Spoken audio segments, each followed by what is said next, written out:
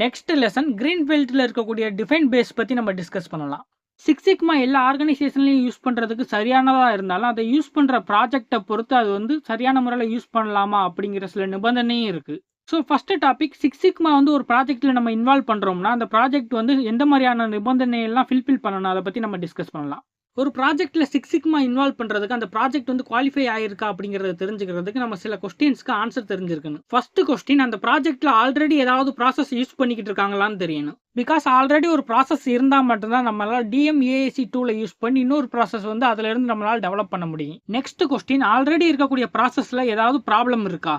அந்த ப்ராசஸில் எந்த ஒரு ப்ராப்ளமும் இல்லாமல் இருக்கிறது தான் நல்லது. பிகாஸ் அந்த ப்ராசஸில் ஏதாவது ஒரு ப்ராப்ளம் இருந்துச்சுன்னா நம்ம சிக்ஸ் சிக்மா அதில் இம்ப்ளிமெண்ட் பண்ணும்போது அந்த ப்ராசஸே நம்ம இம்ப்ளிமெண்ட் பண்ணுற மாதிரி இருக்கும்.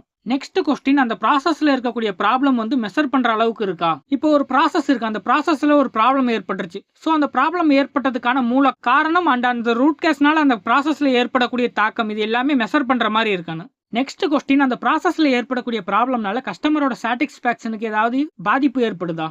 சப்போஸ் ப்ராசஸில் ஏற்படக்கூடிய ப்ராப்ளம் கஸ்டமரோட சாட்டிஸ்ஃபேக்ஷனை பாதிக்கிற மாதிரி இருந்தால் உடனடியாக அதை சால்வ் பண்ணுறதுக்கான இம்ப்ளிமெண்ட் ஆக்ஷன் எடுத்துடணும். சப்போஸ் எந்த ஒரு ஆக்ஷனுமே எடுக்காமல் இருந்தால் கஸ்டமர் வேற ஒரு ப்ரொடக்ஷன் ஹவுஸ் இல்லைன்னா காம்படிட்டிவ் கம்பெனிக்கு மாறி போயிடுவாங்க.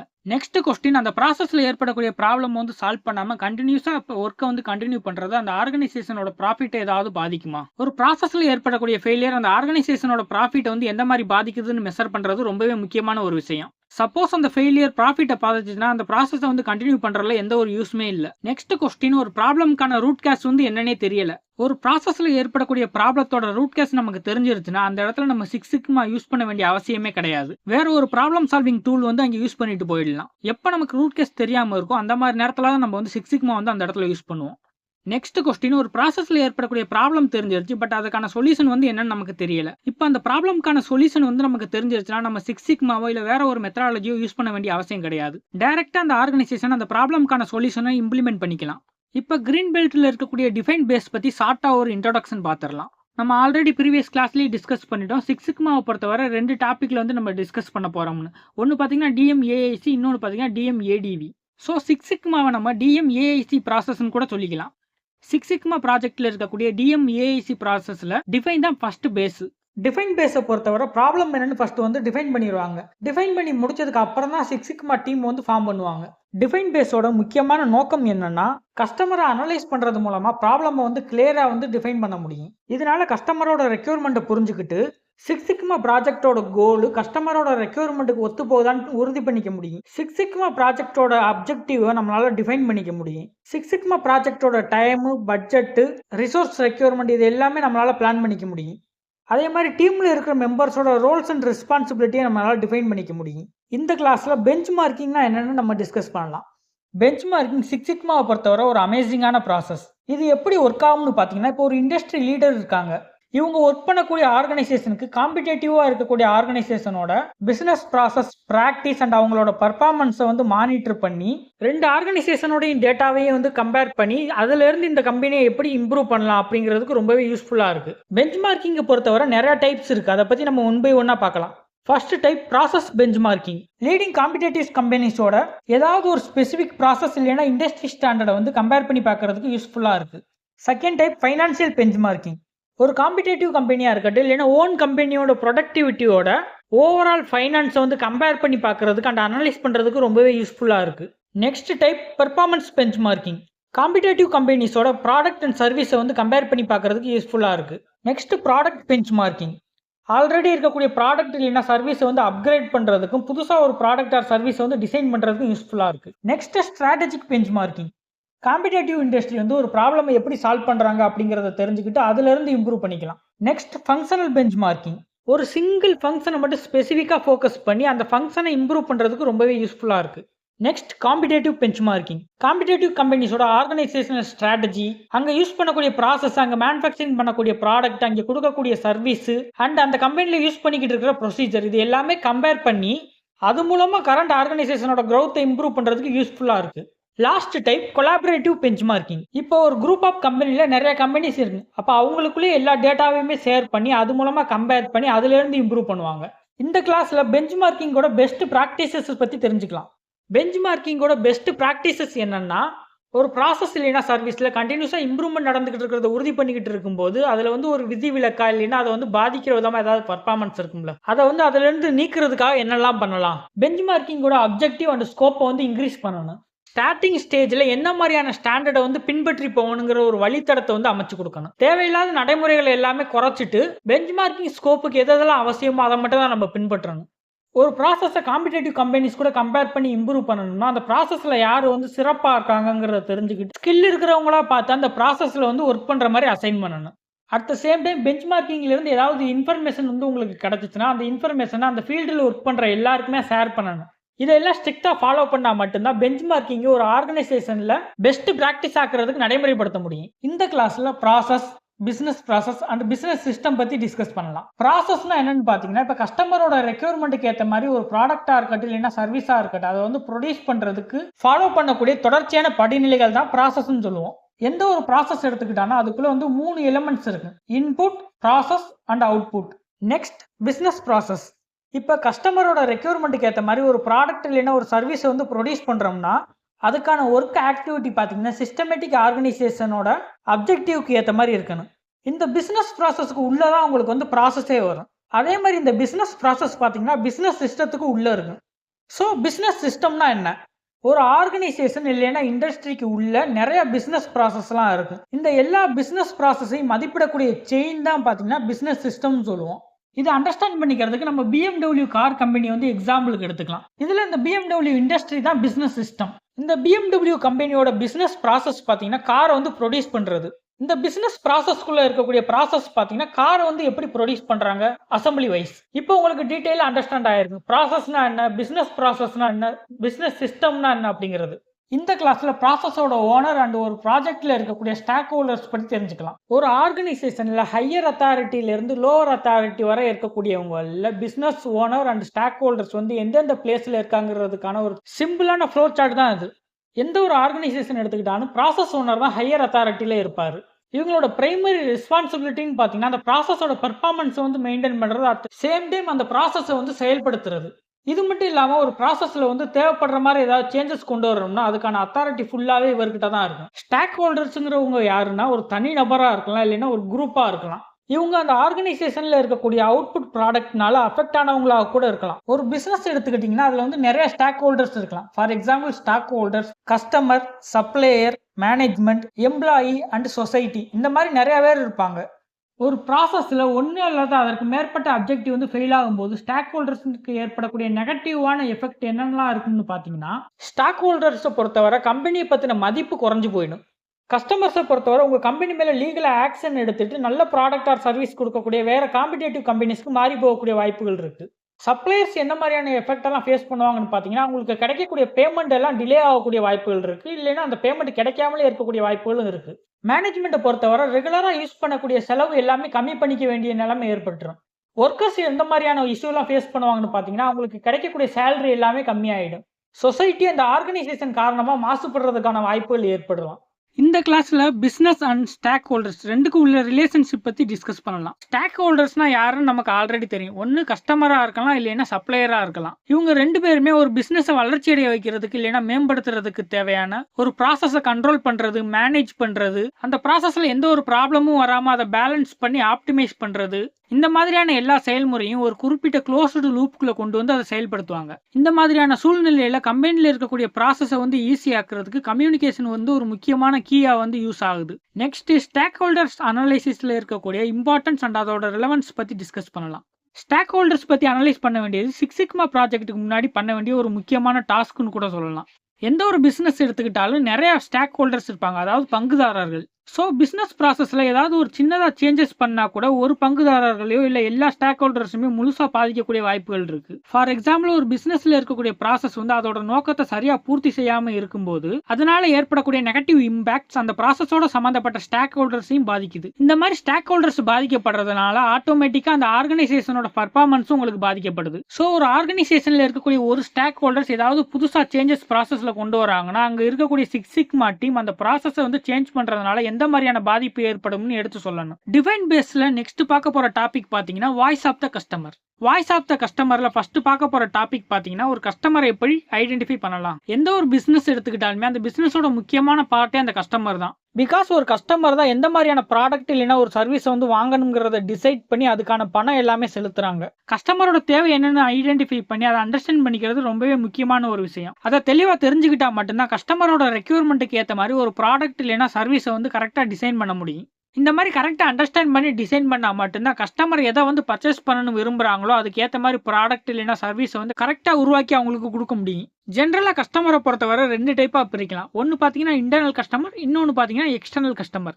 ஃபர்ஸ்ட் இன்டர்னல் கஸ்டமர்ஸ் பத்தி டிஸ்கஸ் பண்ணலாம். இப்போ ஒரு பிசினஸ் சிஸ்டம் இருக்குன்னு வச்சுக்கலாம். அந்த பிசினஸ் சிஸ்டத்துக்கு உள்ள ஒரு ப்ராடக்ட் இல்லைன்னா சர்வீஸ் வந்து உருவாக்கி அதை வந்து ப்ரொடியூஸ் பண்ணும்போது அந்த ஆர்கனைசேஷனுக்கு உள்ளேயே யாராவது அதனால பாதிக்கப்படுறாங்க, அப்படி இருக்கவங்க இன்டர்னல் கஸ்டமர்னு சொல்லுவாங்க. பொதுவாக இன்டர்னல் கஸ்டமர் யார் இருப்பாங்கன்னு பார்த்தீங்கன்னா அந்த கம்பெனியில் ஒர்க் பண்ணக்கூடிய எம்ப்ளாயிஸ் தான் சொல்லுவோம்.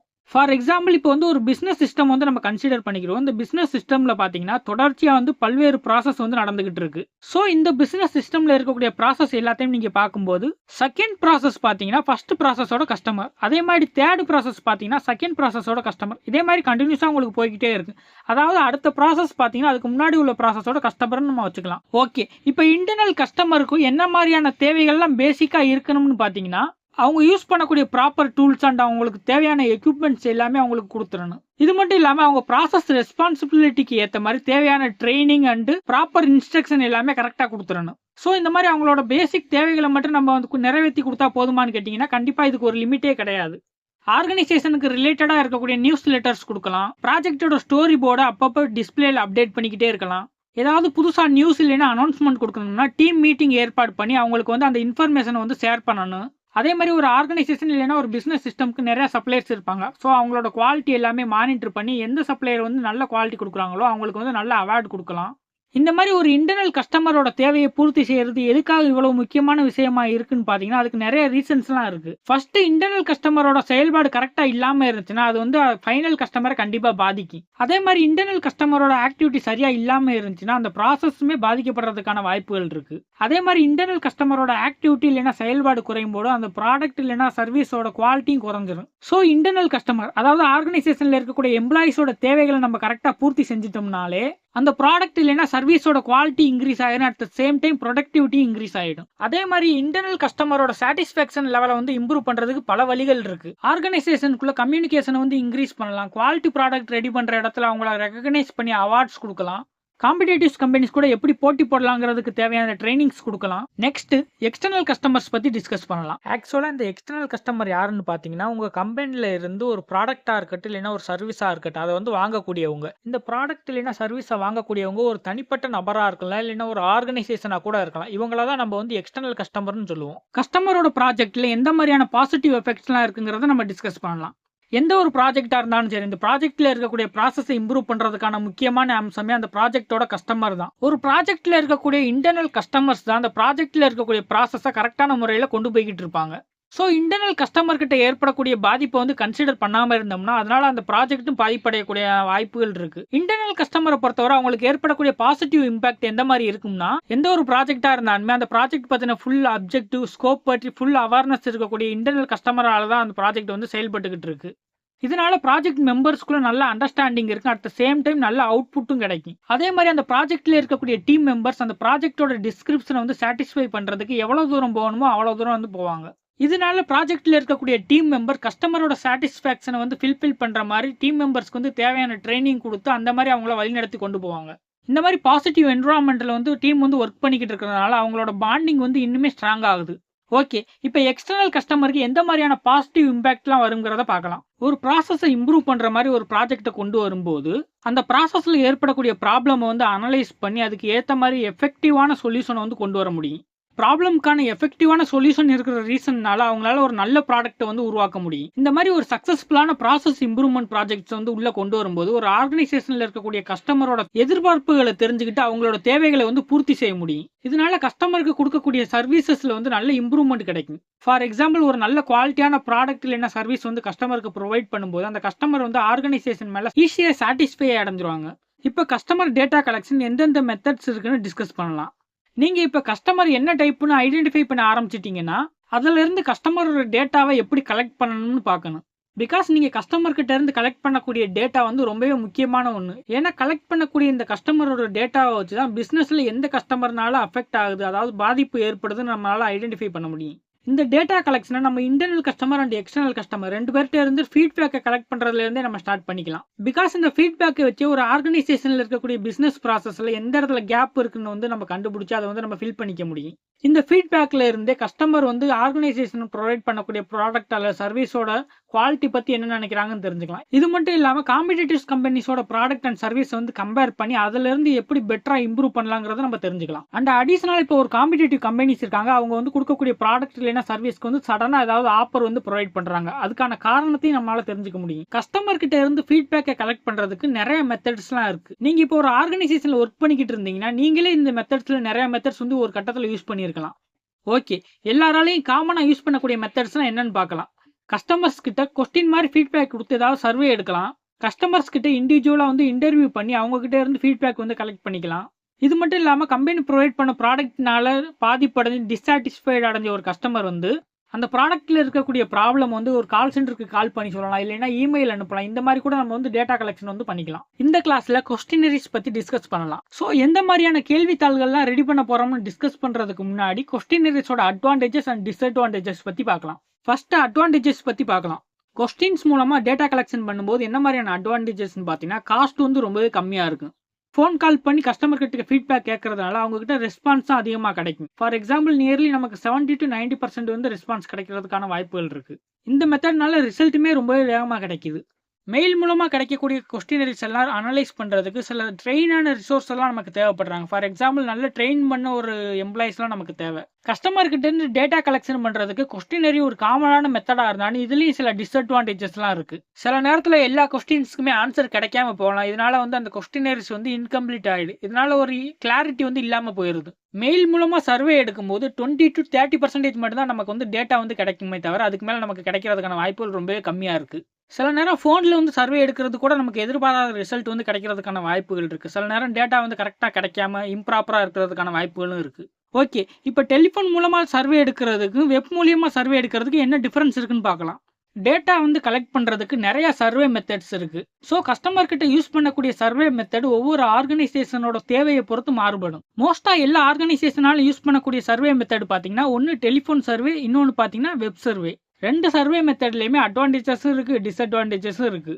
இந்த 2 சர்வே மெத்தடையும் பொறுத்தவரை ஒரு ஆர்கனைசேஷன் வந்து எந்த சிச்சுவேஷனில் எந்த சர்வே மெத்தட் யூஸ் பண்ணுறதுன்னு அவங்க சூஸ் பண்ணுறதை பொறுத்து தான் இருக்குது. ஸ்க்ரீனில் உங்களுக்கு எல்லா இன்ஸ்ட்ரக்ஷன் கொடுத்துறேன். நீங்கள் இதை ரீட் பண்ணாலே உங்களுக்கு எந்த இடத்துல எந்த சர்வே வந்து யூஸ் பண்ணலாம், அதில் உள்ள அட்வான்டேஜஸ் அண்ட் டிஸ்அட்வான்டேஜ் பற்றி ஈஸியாக அண்டர்ஸ்டாண்ட் பண்ணிக்க முடியும். இந்த கிளாஸில் ஃபோக்கஸ் குரூப்னா என்னன்னு பற்றி பார்க்கலாம். இப்போ டேட்டா கலெக்ஷனில் இருக்கக்கூடிய ஃபோக்கஸ் குரூப்போட அட்வான்டேஜஸ் அண்ட் டிஸ்அட்வான்டேஜஸ் பற்றி டிஸ்கஸ் பண்ணலாம். ஃபோக்கஸ் குரூப் கூட இருக்கக்கூடிய இன்ட்ராக்ஷன் மூலம் டேட்டா கலெக்ஷன் பண்ணுறதுனால ஃபோக்கஸ் குரூப் கிட்ட இருந்து தேவையான இன்ஃபர்மேஷனை வந்து நம்மளால உருவாக்கிக்க முடியும். At the same time focus group வந்து ரொம்ப கஷ்டமான கடினமான டெப்த்தாக இருக்கக்கூடிய கொஸ்டின்ஸ்க்கு கூட ஆன்சர் வந்து கொடுக்குறாங்க. இதனால அதே கஷ்டமாக இருக்கக்கூடிய கொஸ்டின்ஸ்க்கு கூட நல்ல குவாலிட்டியான ஆன்சர் வந்து நமக்கு கிடைக்குது. அண்ட் அடிஷனலாக ஃபோக்கஸ் குரூப் மூலமாக நம்ம ஒரு ப்ராடக்ட் இல்லைன்னா சர்வீஸோட சிடிக்யூ வேல்யூ, அதாவது கிரிட்டிக்கல் டு குவாலிட்டி வேல்யூ நம்மளால தெரிஞ்சுக்க முடியும். கண்டினியூஸாக ஃபோக்கஸ் குரூப்போட டிஸ்அட்வான்டேஜஸ் பற்றி தெரிஞ்சுக்கலாம். ஃபோக்கஸ் குரூப் மூலமாக டேட்டா கலெக்ஷன் பண்ணுறது அந்த குரூப்பில் இருக்கிறவங்களால மட்டும்தான் பண்ண முடியுமே தவிர மற்றவங்களால பண்ண முடியாது. இந்த ரீசன்னாலேயே இதிலிருந்து கிடைக்கக்கூடிய ரிசல்ட்ஸை வந்து எல்லாருமே யூஸ் பண்ணுற மாதிரி ஜென்ரலைஸ் பண்ணுறது ரொம்பவே கஷ்டமான ஒரு விஷயம். இந்த ஃபோக்கஸ் குரூப்பில் இருக்கக்கூடிய இன்னொரு மிகப்பெரிய டிஸ்அட்வான்டேஜஸ் பார்த்தீங்கன்னா இது மூலமாக கலெக்ட் பண்ணக்கூடிய டேட்டாஸோட குவாலிட்டி நம்மகிட்ட இருக்கக்கூடிய குவான்டிட்டியை விட அதிகமாக இருக்கும். அண்ட் அடிஷனலாக ஃபோக்கஸ் குரூப்பில் இருக்கக்கூடியவங்க அவங்க கிட்ட இருக்கக்கூடிய பர்சனல் எக்ஸ்பீரியன்ஸை பொறுத்து இன்னும் நிறைய டேட்டாவை வந்து அடிஷனலாக வந்து உருவாக்கிக்குவாங்க. ஸோ சம்டைம்ஸ் அந்த டேட்டா வந்து நிலையாக இல்லாமலோ இல்லைன்னா அந்த ப்ராடக்ட் ஆர் சர்வீஸ்க்கு வந்து ரிலவெண்டாக இல்லாமலோ இருக்கலாம். நெக்ஸ்ட் டேட்டா கலெக்ஷனில் இன்டர்னல் அண்ட் எக்ஸ்டர்னல் கஸ்டமர் கிட்ட பண்ணக்கூடிய இன்டர்வியூ டெக்னிக்ஸ் பற்றி டிஸ்கஸ் பண்ணலாம். இப்போ டேட்டா கலெக்ஷனுக்காக பண்ணக்கூடிய இன்டர்வியூஸில் இருக்கக்கூடிய அட்வான்டேஜஸ் அண்ட் டிஸ்அட்வான்டேஜஸ் பற்றி பார்க்கலாம். ஃபர்ஸ்ட் இன்டர்வியூவோட அட்வான்டேஜஸ். கஸ்டமர்ஸை இன்டர்வியூ பண்ணுறதுனால சிக்கலாக இருக்கக்கூடிய கொஸ்டின் இல்லைன்னா அதிகப்படியான இன்ஃபர்மேஷனை வந்து ஈஸியாக ஹேண்டில் பண்ணிக்க முடியும். இந்த மெத்தட் மூலமாக கஸ்டமர் கிட்ட கொஸ்டின் கேட்கும்போது அவங்களுக்கு வந்து ஈஸியாக புரிய வைக்கிறதுக்காக விசுவல்ஸ் மூலமாக அவங்களுக்கு காட்டி அவங்களுக்கு வந்து புரிய வச்சுக்கலாம். இப்ப கஸ்டமர் கிட்ட இமெயில் மூலமோ இல்லைன்னா கால் பண்ணி அவங்க கிட்ட கொஸ்டின்ஸ் கேட்டு அது மூலமா டேட்டா கலெக்ஷன் பண்ணும்போது அவங்க விருப்பமே இல்லாத தப்பான தகவல்களை கொடுக்கறதுக்கான வாய்ப்புகள் இருக்கு. பட் டைரக்டா அவங்களை இன்டர்வியூ பண்றதுனால இதை வந்து நம்ம ப்ரிவென்ட் பண்ணிக்கலாம். நெக்ஸ்ட் இன்டர்வியூல இருக்கக்கூடிய டிஸ்அட்வான்டேஜஸ் பத்தி பார்க்கலாம். ஒவ்வொரு கஸ்டமரையும் தனித்தனியா இண்டிவிஜுவலா இன்டர்வியூ பண்றதுனால இதுக்கான டைம் வந்து அதிகமா எடுத்துக்கும். அதே மாதிரி ஒருத்தவங்க இப்ப கஸ்டமரை இன்டர்வியூ பண்றாங்கன்னா அவங்களுக்கு அந்த ப்ராடக்ட் இல்லைன்னா சர்வீஸ்னு பத்தின ஃபுல் எக்ஸ்பீரியன்ஸ் இருக்குன்னு, அதே மாதிரி அவங்களுக்கு அது ரிலேட்டடான ட்ரைனிங்ஸ் ஃபுல்லா இருக்கணும். இந்த கிளாஸ்ல டேட்டா கலெக்ட் பண்ணும்போது இருக்கக்கூடிய இம்பார்ட்டன்ஸ் அண்ட் அர்ஜென்சியோட டிஃபரெண்ட் இன்புட் மெத்தட்ஸ் பத்தி நம்ம டிஸ்கஸ் பண்ணலாம். இந்த டேபிள்ல டேட்டா கலெக்ட் பண்ணும்போது இருக்கக்கூடிய இம்பார்ட்டன்ட் அண்ட் அர்ஜென்சியை பொறுத்து எந்த இன்புட் மெத்தட் யூஸ் பண்ணணுங்கிறது தெளிவா கொடுத்துருக்கேன். டேட்டாவை கலெக்ட் பண்றதுக்கு எந்த மாதிரியான இன்புட் மெத்தட்ஸ் எல்லாம் இருக்குன்னு பாத்தீங்கன்னா telephone survey, web survey and interview. இந்த 3 மெத்தட்ல எந்த கஸ்டமருக்கு எந்த மெத்தட் யூஸ் பண்ணணுங்கிற முடிவை வந்து அந்த ஆர்கனைசேஷனோட முக்கியத்துவத்தை பொறுத்து மாறுபடும். அதாவது அந்த மெத்தட் வந்து யூஸ் பண்ணக்கூடிய காரணத்தோட இம்பார்ட்டன்ஸை பொறுத்து அந்த ஆர்கனைசேஷன் வந்து ஒவ்வொரு மெத்தடுக்கு வந்து வெயிட்டேஜ் வந்து கொடுப்பாங்க. ஃபார் எக்ஸாம்பிள் இப்போ ஒரு மெத்தட் வந்து யூஸ் பண்ண போறாங்கன்னா அதோட காஸ்ட் வந்து அதிகமாக இருக்கு அப்படிங்கிறத கன்சிடர் பண்ணாங்கன்னா அதோட வெயிட்டேஜ் பார்த்தீங்கன்னா 20ங்கிறது வந்து அசைன் பண்ணிக்கிடுவாங்க. மெத்தடை சூஸ் பண்றதுக்கு இன்னொரு இம்பார்ட்டன்டான காரணம்னு பார்த்தீங்கன்னா கஸ்டமர் கிட்ட இருந்து வரக்கூடிய ரெஸ்பான்ஸ் ரேட்டு. மோஸ்டா இந்த 2 ரீசனுக்கு அப்புறம் தான் மற்ற எல்லா ரீசனுமே கன்சிடரே பண்ணுவாங்க. அண்ட் அடிஷனலி கிடைக்கக்கூடிய டேட்டாவோட தாக்கம் வந்து கம்மியா இருக்கு அந்த மாதிரி சுச்சுவேஷன்ல அதோட வெயிட்டேஜ் பாத்தீங்கன்னா லோ வெயிட்டேஜ்னு கொடுத்துருவாங்க. ஒவ்வொரு டேட்டா கலெக்ஷன் மெத்தடுமே கிடைக்கக்கூடிய டேட்டாவோட காரணத்தை வச்சு அந்த டேட்டானால ஆர்கனைசேஷனுக்கு எந்த மாதிரியான ஃபேவர்லாம் கிடைக்கும் அதை வச்சு அதுக்கு ரேட்டிங் வந்து 1ல இருந்து 10 வரை கொடுப்பாங்க. இந்த மாதிரி ரேட்டிங் எல்லாமே கொடுத்ததுக்கு அப்புறம் ஒவ்வொரு மெத்தடுக்குமே டோட்டல் ஸ்கோர் வந்து கால்குலேட் பண்ணுவாங்க. இதை எப்படி கால்குலேட் பண்ணுவாங்கன்னு பாத்தீங்கன்னா இப்போ இந்த டெலிஃபோன் சர்வேயே எடுத்துக்கலாம். இந்த டெலிஃபோன் சர்வேயோட வேல்யூவை அதோட வெயிட்டேஜ் கூட மல்டிப்ளை பண்ணி 1 by 1 ஆட் பண்ணிக்கிட்டே வருவாங்க. ஸோ டோட்டல் ஆட் பண்ணி வரும்போது நமக்கு வந்து டோட்டல் ஸ்கோர் வந்து கிடச்சிடும். ஸோ நம்மகிட்ட இருக்கக்கூடிய டேட்டா கிட்ட நம்ம டோட்டல் ஸ்கோர் பார்க்கணும்னா ஃபர்ஸ்ட் ரோவை மல்டிப்ளை பண்ணிட்டு plus second row plus third row அப்படியே கண்டினியூஸாக நம்ம போக போகிறோம். ஸோ நமக்கு 8 into 12 plus 8 into 6 plus 3 into 20 plus 5 into 5 plus 3 into 5 plus 7 into 50 plus 1 into 10 plus 7 into 3 plus 0 into 2 plus 3 into 2 plus 1 into 10 plus 7 into 5 plus 8 into 5 equal to 471. இதே same ப்ரொசீஜரை நம்ம follow பண்ணி web survey and interview சர்வேக்கு பார்க்கும்போது நமக்கு web சர்வேக்கு 744 total score கிடைக்குது. அதே மாதிரி இன்டர்வியூக்கு 522ங்கிறது total ஸ்கோராக கிடைக்குது. இப்போ இந்த 3 மெத்தடோட டோட்டல் ஸ்கோர் பார்க்கும்போது 744ங்கிறதா நமக்கு வந்து அதிகமாக இருக்குது. இந்த 744ங்கிறது பார்த்தீங்கன்னா வெப் சர்வே. ஸோ நம்ம இந்த 3 மெத்தடில் வெப் சர்வே யூஸ் பண்ணால் நல்லா எஃபெக்டிவாக இருக்குன்னு நமக்கு தெரிய வருது. இந்த கிளாஸில் கஸ்டமர் வந்து கம்ப்ளைண்ட் பண்ணி அது மூலமாக கிடைக்கக்கூடிய டேட்டா கலெக்ஷனால இருக்கக்கூடிய அட்வான்டேஜஸ் அண்ட் டிஸ்அட்வான்டேஜஸ் பற்றி பார்க்கலாம். ஃபர்ஸ்ட் அட்வான்டேஜஸ், கஸ்டமர் கிட்ட இருந்து எந்த ஒரு தடையுமே இல்லாமல் டைரெக்டாக அந்த ப்ராடக்ட் ஆர் சர்வீஸோட ஃபீட்பேக் வந்து நமக்கு கிடைக்கும். இதனால இண்டிவிஜுவலாக ஒவ்வொரு கஸ்டமருக்குமே சீக்கிரமாகவே ரெஸ்பான்ஸ் பண்ணி அவங்களுக்கான சொல்யூஷன் வந்து ப்ரொவைட் பண்ண முடியும். இதில் இருக்கக்கூடிய டிஸ்அட்வான்டேஜஸ் பற்றி பார்க்கலாம். பொதுவாக கஸ்டமர் கிட்ட இருந்து கிடைக்கக்கூடிய கம்ப்ளைண்ட்ல இருந்து ப்ராடக்டோட ஃபீட்பேக் நமக்கு சரியாக தெரிஞ்சாலும் அந்த ப்ராடக்டோட சாம்பிளிங் சைஸ் நமக்கு பர்டிகுலராக தெரியாது. ஃபார் எக்ஸாம்பிள் நமக்கு எவ்வளோ ப்ராடக்ட்ல இந்த ப்ராப்ளம் வந்திருக்குன்னு நமக்கு கரெக்டாக சொல்ல முடியாது. இந்த மாதிரி அந்த ப்ராடக்டோட சாம்பிளிங் சைஸ் நமக்கு தெரியாதனால அந்த கஸ்டமர் கம்ப்ளைண்ட் கொடுக்கக்கூடிய 1 or 2 கஸ்டமருக்கு மட்டும் தான் அந்த ப்ராப்ளத்தை சால்வ் பண்ணி கொடுக்க முடியுமே தவிர எல்லா கஸ்டமரோட ப்ராப்ளமும் நம்மளால சால்வ் பண்ணிக்க முடியாது. இந்த கிளாஸ்ல ஒரு ப்ராடக்டோட கம்ப்ளைண்ட்டுக்கு எந்த கஸ்டமருக்கு வந்து சர்வீஸ் வந்து வேகமாக கொடுக்கணும் அது ரெண்டுக்கும் உள்ள டிஃபரன்ஸ் பற்றி டிஸ்கஸ் பண்ணலாம். ஒரு கஸ்டமரோட கம்ப்ளைண்ட்டாக இருக்கட்டும் இல்லைன்னா அதுக்கு கொடுக்கக்கூடிய சர்வீசஸாக இருக்கட்டும் இது ரெண்டுமே ஒரு கம்பெனியில் இருக்கக்கூடிய ப்ராசஸை வந்து இம்ப்ரூவ் பண்ணுறதுக்கு முக்கியமான ஒரு விஷயம். இந்த மாதிரி கஸ்டமரோட கம்ப்ளைண்ட்லேருந்து கிடைக்கக்கூடிய டீட்டெயில்ஸ்லேருந்து கஸ்டமரோட தேவையை வந்து இன்டெரக்டாக நம்மளால் பூர்த்தி செய்ய முடியும். ஃபர்ஸ்ட் ப்ராடக்ட் கம்ப்ளைண்ட் பற்றி டிஸ்கஸ் பண்ணலாம். கஸ்டமர் கிட்ட இருந்து ஒரு ப்ராடக்ட் ரிலேட்டடான கம்ப்ளைண்ட் வருதுன்னா அந்த ப்ராடக்ட்டை வாங்கின கஸ்டமர் வந்து அந்த ப்ராடக்ட்னால ஹாப்பி அடையலை அப்படிங்கிற ஒரு மீனிங்க்கு நம்ம எடுத்துக்கலாம். இந்த கம்ப்ளைண்ட் மூலமா ப்ராடக்ட் வந்து கஸ்டமரோட சாட்டிஸ்ஃபேக்ஷன் ஆர் ஸ்பெசிஃபிகேஷன் வந்து ஃபுல்ஃபில் பண்ணல, இன்னும் அந்த ப்ராடக்ட்ல வந்து இம்ப்ரூவ்மெண்ட் தேவைங்கிற ஒரு விஷயம் நமக்கு தெரிய வருது. இது மட்டும் இல்லாமல் அந்த ப்ராடக்ட் ரிலேட்டடா கஸ்டமருக்கு உள்ள தேவைகளை வந்து ஃபுல்லா அந்த கம்பெனி வந்து ஐடென்டிஃபை பண்ணலங்கிற ஒரு விஷயம் நமக்கு தெரிய வருது. நெக்ஸ்ட் கஸ்டமருக்கு வேகமாக கொடுக்கக்கூடிய சர்வீஸ் ரெக்வஸ்ட் பத்தி டிஸ்கஸ் பண்ணலாம். இப்போ அவசரமாக ஒரு சர்வீஸ் ரெக்வஸ்ட் வருதுன்னா அந்த ப்ராடக்ட் ஆர் சர்வீஸ் வந்து கஸ்டமருக்கு வந்து உடனடியாக தேவைப்படுங்கிற ஒரு மீனிங்க்கு நம்ம எடுத்துக்கலாம். இன்னொரு விஷயம் என்னன்னா கஸ்டமருக்கு வந்து ஆல்ரெடி கொடுக்கக்கூடிய சர்வீஸ் வந்து இன்னும் அவங்களுக்கு சரியான நேரத்தில் போய் சேரலேன்னு, ஸோ கஸ்டமரோட எக்ஸ்பெக்டேஷன் வந்து இன்னும் ஃபுல்ஃபில் ஆகலை. இதுல இருந்து ஆர்கனைசேஷன் வந்து கஸ்டமருக்கு ப்ரொவைட் பண்ணக்கூடிய சர்வீஸ்ல வந்து இன்னும் இம்ப்ரூவ்மெண்ட் கொண்டு வர வேண்டியது அவசியங்கிறது நமக்கு தெரிய வருது. இந்த கிளாஸ்ல ப்ராடக்ட் கம்ப்ளைண்ட் அண்ட் கஸ்டமருக்கு கொடுக்கக்கூடிய சர்வீஸ்க்கு இருக்கக்கூடிய இம்பார்ட்டன்ஸ் அண்ட் அர்ஜென்சி பத்தி டிஸ்கஸ் பண்ணலாம். இந்த டேபிள்ல ஒரு ப்ராடக்ட் இல்லைன்னா சர்வீஸ்க்கு கொடுக்கக்கூடிய வேற மெத்தடோட இம்பார்ட்டன்ட் அண்ட் அர்ஜென்சியை வந்து எப்படி கால்குலேட் பண்றதுன்னு தெளிவாக கொடுத்துருக்கு. நம்ம ஆல்ரெடி ப்ரீவியஸாவே இதை பத்தி நம்ம டீட்டெயிலாக பார்த்துருந்தோம். சேம் ப்ரொசீஜர் தான் இதுலயும் நம்ம பின்பற்ற போறோம். இது மட்டும் இல்லாமல் ஒரு ஆர்கனைசேஷன் வந்து எந்த மெத்தட் வந்து சூஸ் பண்ணணும் அதுக்கு தேவையான பாசிபிள் கிரிட்டீரியா அண்ட் அதுக்கான காரணம் வந்து இதுல கொடுத்துருக்கு. இதுல இருக்கக்கூடிய ஒவ்வொரு காரணத்துக்கும் அந்த ஆர்கனைசேஷன் செட் பண்ண கிரிட்டீரியா அண்ட் இம்பார்ட்டன்ஸை பொறுத்து அதுக்கு வந்து வெயிட்டேஜ் கொடுக்கணும். நம்ம ஆல்ரெடி ப்ரீவியஸ் கிளாஸ்ல பார்த்த மாதிரியே இம்பார்ட்டன்ஸ் அண்ட் அர்ஜென்சிக்கு ஒரு ஆர்கனைசேஷன் ப்ராடக்ட் இல்லைன்னா சர்வீஸுக்கு பண்ணக்கூடிய செலவு, அதாவது கஸ்டமரோட ரெக்யூர்மெண்ட்டை பொறுத்து இருக்கு. ஸோ அதுக்கு இம்பார்ட்டன்ஸ் வந்து அதிகமாக கொடுப்பாங்க. அதனால அதுக்கு வந்து வெயிட்டேஜ் வந்து நம்ம 15ங்கிறது வந்து வச்சுக்கலாம். இதுக்கு கண்டினியூஸா அப்படியே இதுக்கு அப்புறம் இருக்கக்கூடிய ரீசன்ஸ் எல்லாத்துக்கும் நம்ம வந்து வெயிட்டேஜ் வந்து 14, 13 அப்படியே கம்மி பண்ணி குறைச்சிக்கிட்டே வந்துக்கலாம். நம்ம இப்போ ஒரு ப்ராடக்டோட கம்ப்ளைண்ட் அண்ட் அதுக்கு கொடுக்கக்கூடிய சர்வீஸ் இருக்கக்கூடிய இம்பார்ட்டன்ஸ் அண்ட் அர்ஜென்சி பத்தி தான் பார்க்க போறோம். சோ ஒரு ப்ராடக்ட்டோட கம்ப்ளைண்டோட டேட்டாவை நம்ம கலெக்ட் பண்றதுக்கு வந்து டைம் அதிகமா எடுக்கும். நெக்ஸ்ட் அந்த டேட்டாவை வந்து நம்ம அனலைஸ் பண்ணணும். சோ டேட்டா கலெக்ஷனால இருக்கக்கூடிய இம்பாக்ட் வந்து கம்மியான அளவுல தான் இருக்கும். இதுல கொடுக்கக்கூடிய ஒவ்வொரு இன்புட் மெத்தடுமே ஆர்கனைசேஷனுக்கு எந்த அளவுல சாதகமா இருக்கு அதை வச்சு ரேட்டிங் வந்து 1ல இருந்து 10 வரை கொடுப்பாங்க. அதாவது ஆர்கனைசேஷனுக்கு ரொம்ப சாதகமா இருந்துச்சுன்னா அதுக்கு ரேட்டிங் வந்து 10ன்னு கொடுப்பாங்க. அதுவே ஆர்கனைசேஷனுக்கு சாதகம் குறைஞ்சிக்கிட்டே இருந்துச்சுன்னா அதுக்கு வந்து கடைசியா வந்து ரேட்டிங் வந்து 1ன்னு முடிப்பாங்க. இந்த மாதிரி ரேட்டிங் எல்லாமே மெத்தட்ஸ்க்கு கொடுத்து முடிச்சதுக்கு அப்புறம் அதுல இருக்கக்கூடிய டோட்டல் ஸ்கோர் வந்து கால்குலேட் பண்ணுவாங்க. டோட்டல் ஸ்கோர் கால்குலேட் பண்றது நம்ம ஆல்ரெடி ப்ரீவியஸ் கிளாஸ்ல பார்த்த மாதிரியே தான். இப்போ ஃபர்ஸ்ட் ரோ எடுத்துக்கிட்டிங்கன்னா ஃபர்ஸ்ட் ரோல இருக்கக்கூடிய ரேட்டிங் அண்ட் அதோட வெயிட்டேஜ் வந்து மல்டிப்ளை பண்ணிட்டு பிளஸ் செகண்ட் ரோக்கு போயிடுவாங்க. செகண்ட் ரோல இருக்கக்கூடிய வெயிட்டேஜ் அண்ட் அதோட ரேட்டிங் வந்து மல்டிப்ளை பண்ணி அப்படியே ஆட் பண்ணி மல்டிப்ளை பண்ணி டோட்டல் வந்து பார்ப்பாங்க. இப்போ நம்ம எடுத்துக்கிட்ட டேபிள்ல ஒரு ப்ராடக்ட் கம்ப்ளைண்டோட இம்பார்ட்டன்ட் அண்ட் அர்ஜென்சியோட டோட்டல் ஸ்கோர் வந்து பார்க்கலாம். நம்ம ஆல்ரெடி டிஸ்கஸ் பண்ண மாதிரி ஃபர்ஸ்ட் ரோல இருக்கக்கூடிய ரேட்டிங் அண்ட் வெயிட்டேஜ் வந்து மல்டிப்ளை பண்ணிட்டு பிளஸ் செகண்ட் ரோக்கு போகணும், அப்படியே கண்டினியூ பண்ணணும். ஸோ 18 × 50 + 4 × 15 + 3 × 2 + 1 × 10 + 1 × 10 + 1 × 10 + 1 × 8 + 1 × 10 + 4 × 2 + 1 × 8 + 1 × 10 டோட்டல் பார்த்தீங்கன்னா நமக்கு 260 கிடைக்குது. சேம் ப்ரொசீஜரை நம்ம ஃபாலோ பண்ணால் சர்வீஸ் ரிக்வெஸ்டோட டோட்டல் ஸ்கோர் பார்த்தீங்கன்னா 817ங்கிறது கிடைக்குது. இதில் customer complaint and service request ரெண்டோட டோட்டல் ஸ்கோரை வந்து கம்பேர் பண்ணி பார்க்கும்போது சர்வீஸ் ரிக்வெஸ்டோட டோட்டல் ஸ்கோர் வந்து கஸ்டமர் கம்ப்ளைண்டோட அதிகமாக இருக்கு. ஸோ ஆர்கனைசேஷன் வந்து சர்வீஸ் ரிக்வெஸ்ட்டுக்கு தான் ஃபோக்கஸ் பண்ணி அதுக்கு இம்பார்ட்டன்ஸ் கொடுத்து அதை வந்து ஃபர்ஸ்ட் சால்வ் பண்ணி கொடுக்கணும். இந்த கிளாஸ்ல டேட்டா கலெக்ஷன் டூல்ஸ்ல இருக்கக்கூடிய கீ எலிமெண்ட்ஸ் பத்தி டிஸ்கஸ் பண்ணலாம். ஒரு ஆர்கனைசேஷன்ல எந்த டைப்பான டேட்டாவை வந்து கலெக்ட் பண்றாங்கிறத பொறுத்து தான் அதுக்கு தேவையான டேட்டா கலெக்ஷன் டூலை வந்து செலக்ட் பண்ணுவாங்க. இந்த மாதிரி செலக்ட் பண்ணக்கூடிய டேட்டா கலெக்ஷன் டூல்ல இருக்கக்கூடிய கீ எலிமெண்ட்ஸ் என்னன்னு கண்டினியூஸா அப்படியே டிஸ்கஸ் பண்ணலாம். ஃபர்ஸ்ட் டேட்டா கலெக்ஷன் பண்ணும்போது டைரக்டா கஸ்டமர் இல்லைன்னா பிரைமரி சோர்ஸ்ல இருந்து நம்ம டேட்டாவை கலெக்ட் பண்றதுனால அந்த டேட்டா ரிலேட்டடான மிஸ் கம்யூனிகேஷன் அந்த இன்ஃபர்மேஷன் வந்து லாஸ் ஆகிற ரிஸ்க் வந்து நமக்கு வந்து கம்மியாயிடும். இந்த மாதிரி கலெக்ட் பண்ணக்கூடிய டேட்டா வந்து ஒரு முக்கியமான ரீசனுக்காக தான் நம்ம வந்து கலெக்ட் பண்றோம். ஏன்னா கஸ்டமரோட கம்ப்ளைண்ட்டை வந்து நம்ம வந்து கலெக்ட் பண்ணி அதுல இருந்து அந்த ப்ராடக்ட்டை வந்து இம்ப்ரூவ் பண்றதுக்காக நம்ம யூஸ் பண்றோம். ஸோ கஸ்டமர் கிட்ட வந்து ஒரு நம்பகத்தன்மை வந்து அதிகரிக்குது. ஒரு ஆர்கனைசேஷனோட கோலை வந்து இம்ப்ரூவ் பண்றதுக்கு பொருத்தமாகவும் அதுக்கு ரிலவெண்டாகவும் நம்ம வந்து டேட்டா வந்து எப்பவுமே கலெக்ட் பண்ணணும். ஒரு ஆர்கனைசேஷனுக்கு டேட்டா எப்போ தேவையோ அந்த நேரத்தில் நம்ம உடனடியாக டேட்டா கலெக்ட் பண்ணுறதுனால அது வந்து ஒரு புதுமையான டேட்டாவாக இருக்கிறதோட அந்த கரண்ட்ல வந்து கஸ்டமரோட ஃபீட்பேக்கை நம்மளால அனலைஸ் பண்ணிக்க முடியும். இந்த காரணத்தினால கஸ்டமரோட தேவையை வந்து நம்மளால அக்யூரேட்டாக வந்து ஐடென்டிஃபை பண்ணி அதை சால்வ் பண்ணி கொடுக்க முடியும்.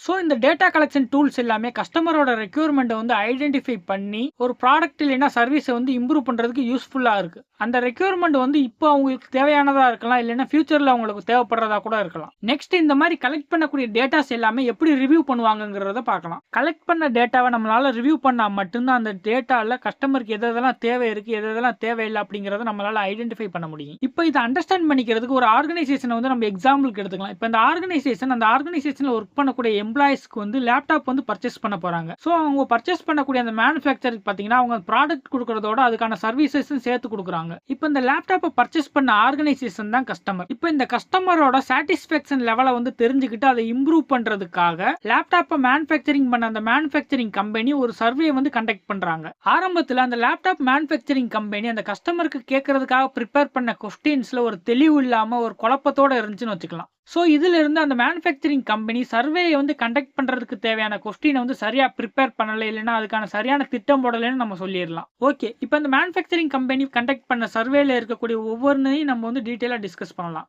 இப்போ கஸ்டமர்ஸ் வந்து அந்த லேப்டாப்பை எந்த மாதிரி யூஸ் பண்ணுவாங்க அப்படிங்கிறத அண்டர்ஸ்டாண்ட் பண்ணிக்கிறதுக்காகவும் கஸ்டமர்ஸ் பற்றின இன்ஃபர்மேஷனை தெரிஞ்சுக்கிறதுக்காகவும் அவங்களோட ப்ரொபோசன் பற்றி நம்ம கொஸ்டின் கேட்குறோம். ஒன்று பார்த்தீங்கன்னா அவங்க வந்து அந்த கம்பெனியில் ஒர்க் பண்ணிக்கிட்டு இருக்காங்களான்னு கேட்குறோம். செகண்ட் பார்த்தீங்கன்னா அவங்க வந்து ஒரு ட்ரெயினி லெவல் ஸ்டூடெண்ட் லெவலில் இருக்காங்களாங்கிற மாதிரி ஒரு கொஸ்டின்ஸ் கேட்குறோம். இந்த கொஸ்டினில் பார்த்தீங்கன்னா ரெண்டு ஆப்ஷன் தான் இருக்குது. ஒன்று பார்த்தீங்கன்னா அந்த ஆர்கனைசேஷனில் ஒர்க் பண்ணிக்கிட்டு இருக்கக்கூடிய ஒர்க்கர், ரெண்டாவது பார்த்தீங்கன்னா ஸ்டூடெண்ட். இந்த ரெண்டு ஆப்ஷனுமே கஸ்டமர் வந்து ரிப்ளை பண்ணுற அளவுக்கு கிளாரிட்டியாக இல்லை. ஏன்னா ஒரு ஆர்கனைசேஷனில் ஒர்க் பண்ணிக்கிட்டு இருக்கவங்க நிறைய பொசிஷனில் இருக்கலாம். இதனால கஸ்டமர் வந்து இந்த கொஸ்டினுக்கு ஃபில் பண்ணக்கூடிய ஆன்சர் வந்து தெளிவாக இல்லாமல் இருக்கிறதுக்கான வாய்ப்புகள் இருக்குது. இப்போ இந்த ப்ராப்ளத்தை வந்து சால்வ் பண்ணுறதுக்கான சொல்யூஷன் என்னன்னு பார்த்தீங்கன்னா தேர்டா ஒரு ஆப்ஷன் கொடுத்து, அதாவது அதர்ஸ்னு ஒரு ஆப்ஷன் கொடுத்து அவங்களோட பொசிஷன் பற்றினது டீடைல் இன்ஃபர்மேஷன் வந்து அதில் ஃபில் பண்ண சொல்லலாம். நெக்ஸ்ட் கொஸ்டின் என்ன கேட்டிருக்காங்கன்னு பார்த்தீங்கன்னா, சேல்ஸ் எக்ஸிக்யூட்டிவ் வந்து நீங்கள் சப்போர்ட் பண்ணுறீங்களா அப்படின்னு கேட்டு எஸ் ஆர் நோ மட்டும் கேட்டிருக்காங்க. அதாவது எக்ஸ்ட்ரா வந்து எந்த ஒரு ஆப்ஷனுமே கொடுக்காம எஸ் இல்லைன்னா நோன்னு மட்டும் ஃபில் பண்ண சொல்லியிருக்காங்க. இது ரொம்பவே காம்ப்ளிகேட்டடான கொஸ்டின்ஸ் கூட சொல்லலாம். பிகாஸ் அந்த கஸ்டமர் வந்து சேல்ஸ் எக்ஸிக்யூட்டிவ் சப்போர்ட் பண்ணுறது எஸ் ஆர் நோ சொல்றதுக்கு பதிலாக அவங்களுக்கு அது ரிலேட்டடாக அந்த சேல்ஸ் எக்ஸிக்யூட்டிவ் ரிலேட்டடாக இம்ப்ரூவ் பண்ணுறதுக்கு தேவையான சில ஃபீட்பேக் வந்து சொல்ல நினைக்கலாம். ஸோ அங்கே வந்து எம்டியாக நீங்கள் ஒரு காலம் மாதிரி கொடுத்து நீங்கள் சேல்ஸ் எக்ஸிக்யூட்டிவ் வந்து சப்போர்ட் பண்ணுறதை பற்றி என்ன நினைக்கிறீங்க அந்த மாதிரி நம்ம கொஸ்டின் கேட்டுட்டோம்னா அவங்க அது ரிலேட்டடாக உள்ள ஃபீட்பேக் வந்து அதில் ஃபில் பண்ணிடுவாங்க. இந்த கிளாஸில் டேட்டா கலெக்ஷனில் இருக்கக்கூடிய ஒரு டெக்னிக் பற்றி தெரிஞ்சுக்கலாம். அந்த டெக்னிக்கோட நேம் பார்த்தீங்கன்னா voice of customer. Voice of customer method எதுக்கு யூஸ் ஆகுதுன்னு பார்த்தீங்கன்னா, கலெக்ட் பண்ண டேட்டாவை வந்து ஆர்கனைஸ் பண்ணி அதை அனலைஸ் பண்ணி கஸ்டமரோட ரெக்யூர்மெண்ட்டுக்கு ஏற்ற மாதிரி ஒரு ப்ரொஃபைல் ரெடி பண்ணுறதுக்கு யூஸ்ஃபுல்லாக இருக்குது. அண்ட் அடிஷனலாக எக்ஸ்டர்னல் கஸ்டமரோட எக்ஸ்பெக்டேஷன் அண்ட் அவங்களோட தேவைகளை வந்து கேட்டு அதை அண்டர்ஸ்டாண்ட் பண்ணிக்கிறதுக்கு யூஸ்ஃபுல்லாக இருக்குது. இப்போ எக்ஸாம்பிளுக்கு இந்த டேபிள் எடுத்துக்கலாம். இந்த டேபிளில் பார்த்தீங்கன்னா ஒரு கஸ்டமர் வந்து ஏசி வாங்க போகிறாங்க. ஸோ அவங்களோட ரெக்யூர்மெண்ட் என்னெல்லாம் இருக்குது அப்படிங்கிறது இதில் மென்ஷன் பண்ணியிருக்கு. ஸோ ஃபர்ஸ்ட் கேஸில் எல்லா கஸ்டமருமே ஏசி வந்து வீட்டில் யூஸ் பண்ணுறதுக்காக வாங்க போகிறாங்கன்னு வச்சுக்கிடுவோம். செகண்ட் கேஸில் சில கஸ்டமர்ஸ் சொல்கிறாங்க, எங்கள் வீட்டில் யூஸ் பண்ணக்கூடிய ஏசியில் வந்து எந்த ஒரு சவுண்டுமே வரக்கூடாது, அப்போ தான் நான் நைட்டு தூங்கி மார்னிங் வந்து ஃப்ரெஷ்ஷாக எந்திரிக்க முடியும் அப்படின்னு சொல்கிறாங்க. அண்ட் அடிஷனலாக அவங்க வீட்டில் ஆல்ரெடி யூஸ் பண்ணிக்கிட்டு இருக்கக்கூடிய சீலிங் ஃபேனில் வந்து அதிகப்படியான சவுண்ட் வர ரீசன்னால தான் ஏசி வந்து ரீப்ளேஸ் பண்ண போகிறதாகவும் சொல்கிறாங்க. இப்போ இந்த டேபிள்ல இருந்து கஸ்டமரோட ரெக்யூர்மெண்ட்டை நம்மளால ஈஸியாக அண்டர்ஸ்டாண்ட் பண்ணிக்க முடியும். கஸ்டமர் ஏசியிலேருந்து அதிகமாக சவுண்ட் வரக்கூடாதுன்னு சொல்லிட்டாங்க. At the same time summer டைமில் வந்து அதிகப்படியான சில்னஸ் இருக்கணும்னு சொல்லிட்டாங்க. அட் த சேம் டைம் ஏசியோட ப்ரைஸும் கம்மியான ரேட்டில் இருக்கணும்னு சொல்லிட்டாங்க. இந்த கிளாஸில் ஒரு ப்ராடக்ட் இல்லைன்னா சர்வீஸ் பற்றின கஸ்டமரோட ரெக்யூர்மெண்ட்டை ஆர்கனைசேஷனுக்கு புரிகிற மாதிரி டிரான்ஸ்லேட் பண்ணுறதுக்கு இருக்கக்கூடிய இம்பார்ட்டன்ஸ் பற்றி தெரிஞ்சுக்கிறோம்.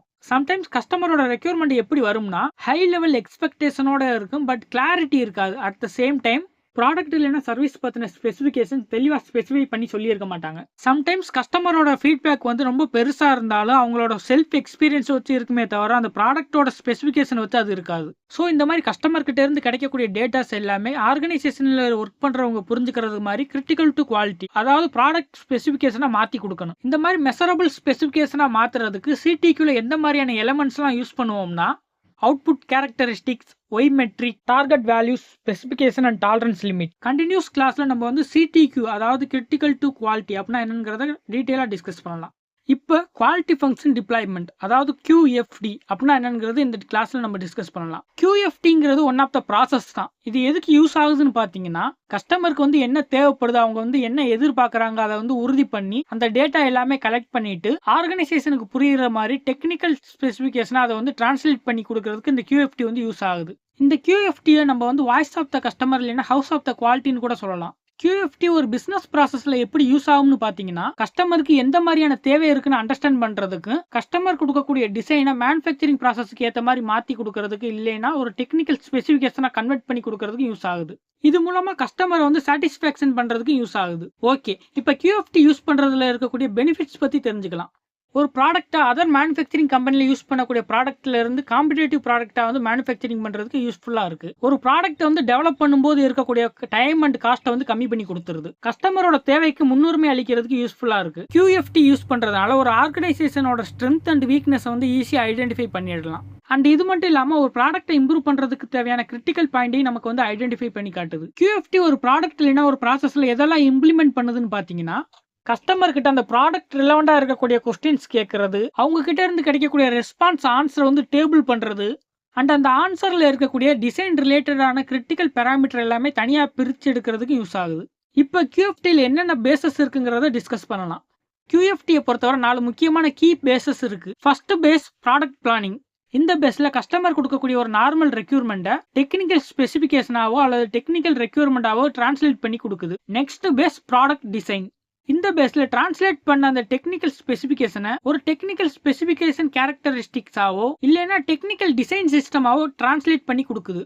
Next phase process planning. இந்த பேஸ்ல அந்த டெக்னிக்கல் டிசைன் சிஸ்டம்ல இருக்கக்கூடிய பார்ட் கேரக்டரிஸ்டிக்ஸை உருவாக்குறதுக்கு தேவையான கீ ப்ராசஸ் ஆபரேஷன் ஐடென்டிஃபை பண்றதுக்கு யூஸ்ஃபுல்லா இருக்கு. Last phase production planning and process control. ஒரு ப்ராசஸோட ஸ்டெபிலிட்டி வந்து உறுதி பண்றதுக்காக அதுக்கான control plan, maintenance plan, training plans இது எல்லாமே உருவாக்கி கொடுக்குது. நெக்ஸ்ட் QFDயோட ஸ்ட்ரக்சர் பத்தி அண்டர்ஸ்டாண்ட் பண்ணிக்கலாம். இப்ப ஹவுஸ் ஆஃப் குவாலிட்டி மேட்ரிக்ஸ் அதாவது HOQ மேட்ரிக்ஸ் கம்ப்ளீட் பண்ணதுக்கு அப்புறம் என்ன நடக்குதுன்னு பார்க்கலாம். ஒரு ஹவுஸ் ஆஃப் குவாலிட்டி மேட்ரிக்ஸை கம்ப்ளீட் பண்றது மூலமா QFD ப்ராசஸ் முடிஞ்சு போயிடாது. பிகாஸ் ஒரு HOQ மேட்ரிக்ஸோட அவுட்புட் தான் செகண்ட் பேஸ்ல இருக்கக்கூடிய QFT ப்ராசஸோட இன்புட்டா இருக்கும். இந்த இமேஜை பார்க்கும்போது உங்களால ஈஸியா அண்டர்ஸ்டாண்ட் பண்ணிக்க முடியும். அதாவது ப்ரொடக்ஷன் பிளானோட டார்கெட்டை ஃபுல்லா டெவலப் பண்ற வர HOQ மேட்ரிக்ஸோட அவுட்புட் நெக்ஸ்ட் பேஸ்ல இருக்கக்கூடிய QFT ப்ராசஸோட இன்புட்டா ஒரு கண்டினியூஸ் செயின் லிங்க் மாதிரி டிரான்ஸ்லேட் பண்ணி கொடுக்கும். டிஃபைன் பேஸ்ல நெக்ஸ்ட் பார்க்க போற டாபிக் ப்ராஜெக்ட் மேனேஜ்மெண்ட் பேசிக்ஸ். இதை பத்தி நம்ம ப்ராப்ளம் ஸ்டேட்மெண்ட்ல இருந்து டிஸ்கஸ் பண்ண ஸ்டார்ட் பண்ணலாம். எந்த ஒரு சிக்ஸ் சிக்மா ப்ராஜெக்டா இருந்தாலும் அது ஒரு ப்ராப்ளமை சால்வ் பண்றத டார்கெட்டா வச்சு தான் செயல்பட்டுக்கிட்டு இருக்கு. ஸோ ஒரு சிக்ஸ் சிக்மா ப்ராஜெக்டா ஸ்டார்ட் பண்றதுக்கான ஃபர்ஸ்ட் ஸ்டெப்பே ஒரு ப்ராப்ளம் ஸ்டேட்மெண்ட்டை வந்து டிஃபைன் பண்ற மாதிரி தான் இருக்கும். ப்ராப்ளம் ஸ்டேட்மெண்ட் எப்படி டிஃபைன் பண்ணணும்னா ப்ராப்ளம் வந்து டிஸ்கிரைப் பண்ணும்போது தெளிவா இருக்குன்னு அட் சேம் டைம் சுருக்கமா இருக்கணும். கண்டிப்பா ஒரு ப்ராசஸ்ல இருக்கக்கூடிய பர்ஃபார்மன்ஸ் கேப்பை வந்து ஐடென்டிஃபை பண்ணி அதை ஸ்பெசிஃபை பண்ணணும். அண்ட் இது மட்டும் இல்லாம இப்ப கரண்டா வந்து அந்த ப்ராசஸ்ல எந்த மாதிரியான பர்ஃபார்மன்ஸ் நடந்துகிட்டு இருக்கு, கஸ்டமரோட ரெக்யூர்மெண்ட்டை பொறுத்து நமக்கு எந்த மாதிரியான பர்ஃபார்மன்ஸ் வேணும் எல்லாமே தெளிவா சொல்லியிருக்கணும். அடிஷனலா டிஃபைன் பண்ணக்கூடிய ப்ராப்ளம் ஸ்டேட்மெண்டோட குவான்டிட்டி மேட்ரிக்ஸ் மெஷர் பண்ற மாதிரி யூனிட்ஸா இருக்கணும். அண்ட் முக்கியமா டிஃபைன் பண்ணக்கூடிய ப்ராப்ளம் ஸ்டேட்மெண்ட்ல அந்த ப்ராப்ளம் எதுக்கு வந்துச்சுங்கிறதுக்கான சாத்தியமான ரீசன் இருக்கக்கூடாது. அட் த சேம் டைம் அந்த ப்ராப்ளமுக்கான சொல்யூஷன் இருக்கக்கூடாது. இந்த கிளாஸ்ல is or is not template பத்தி டிஸ்கஸ் பண்ணலாம். இஸ் நாட் இந்த டெக்னிக் பாத்தீங்கன்னா 1970 தான் ஃபர்ஸ்ட் கெப்னர் ட்ராக்கோங்கிற ஒரு ஆர்கனைசேஷன்ல பாப்புலரா யூஸ் பண்ணிக்கிட்டு இருந்தாங்க. இந்த டெக்னிக் சிக்ஸ் சிக்மால இருக்கக்கூடிய ஒரு பவர்ஃபுல் டூல்னு கூட சொல்லலாம். இந்த டெக்னிக்கை யூஸ் பண்ணி ஒரு ப்ராப்ளம் வந்து ஈஸியா டிஃபைன் பண்ணிடலாம். அட் த சேம் டைம் அந்த ப்ராப்ளமுக்கு ரிலேட்டடா இருக்கக்கூடிய நெசசரி இன்ஃபர்மேஷன் எல்லாத்தையும் நம்மளால சேகரிக்க முடியும். இது அண்டர்ஸ்டாண்ட் பண்ணிக்கிறதுக்கு ஒரு எக்ஸாம்பிள் எடுத்துக்கலாம். எக்ஸாம்பிள்ல ப்ராப்ளம் ஸ்டேட்மெண்ட் பாத்தீங்கன்னா யூஸ் பண்ணக்கூடிய பேப்பர் கப்ஸ்ல வந்து லீக்கேஜ் இருக்குன்னு வச்சுக்கலாம். இப்போ இந்த பேப்பர் கப்பை ப்ரொடியூஸ் பண்ணக்கூடிய ஆர்கனைசேஷன்ல இருக்கக்கூடிய சிக்ஸ் சிக்மா டீம் வந்து சில இம்பார்ட்டன்ட் கொஸ்டின்ஸ்க்கு வந்து ஆன்சர் பண்ணியே ஆகணும். இஸ் ஆர் இஸ் நாட் இதோட மீனிங் பாத்தீங்கன்னா இருக்கு அல்லது இல்ல. சோ இது எல்லா கொஸ்டினுமே உங்களுக்கு எது இருக்கு எது இல்ல இதை பேஸ் பண்ணி தான் உங்களுக்கு இருக்கு. ஃபர்ஸ்ட் கொஸ்டின் இதுல எது ப்ராப்ளம் இல்ல. நெக்ஸ்ட் கொஸ்டின் இந்த ப்ராப்ளம் எங்கே நடந்துச்சு எங்கே நடக்கல. நெக்ஸ்ட் கொஸ்டின் இந்த ப்ராப்ளம் எப்ப நடந்துச்சு இதுக்கு முன்னாடி எப்ப நடக்கல. நெக்ஸ்ட் கொஸ்டின் இந்த ப்ராப்ளம் எக்ஸ்டெண்ட் ஆகக்கூடிய ஒரு ப்ராப்ளமா இல்லைன்னா எக்ஸ்டெண்ட் ஆகக்கூடிய ஒரு ப்ராப்ளம் இல்லையா. இந்த கொஸ்டின்ஸ் மூலம் is or is not template use பண்ணி கொஸ்டினுக்கான இன்ஃபர்மேஷன் எல்லாமே கலெக்ட் பண்ணிக்கலாம். இந்த டெம்ப்ளேட்டை யூஸ் பண்ணி அனலைஸ் பண்ணும்போது அந்த ப்ராப்ளம்க்கு வந்து இஸ் ஆர் இஸ் நாட் ரெண்டுல ஏதாவது ஒன்றுக்கு ஆன்சர் பண்ண முடியாம போனா கூட அந்த ப்ராப்ளம்க்கான ரீசன் வந்து ஒரு முக்கியமான ரீசனா இருக்கக்கூடிய வாய்ப்பு இல்லை. கண்டினியூஸா ஒரு ப்ராஜெக்ட் அப்ஜெக்டிவ்க்கு என்ன மாதிரியான கிரிட்டீரியாலாம் இருக்கு அப்படிங்கறத டிஸ்கஸ் பண்ணலாம். ஒரு ப்ராஜெக்டோட அப்ஜெக்டிவ் மீட் பண்ணக்கூடிய கிரிட்டீரியாவை சுருக்கமா சொல்லணும்னா ஸ்மார்ட்ஸ். இதோட மீனிங் பாத்தீங்கன்னா specific, measurable, attainable, relevant, time based and stretch.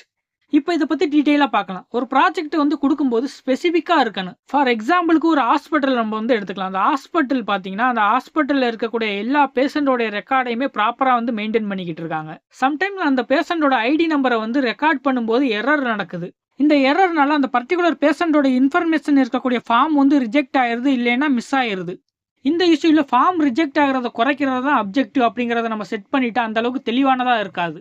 அதுக்கு பதிலாக லேப்ல வந்து பேஷண்டோட ரெக்கார்டை வந்து என்ட்ரு பண்ணும்போது அதில் வந்து எரர் நடக்குது அப்படிங்கிறத கரெக்டாக வந்து ஸ்பெசிஃபை பண்ணணும். இந்த மாதிரி ஸ்பெசிஃபை பண்ணுறதுனால ஆக்சுவல் இஷ்யூ வந்து நம்மளால டார்கெட் பண்ண முடியும்.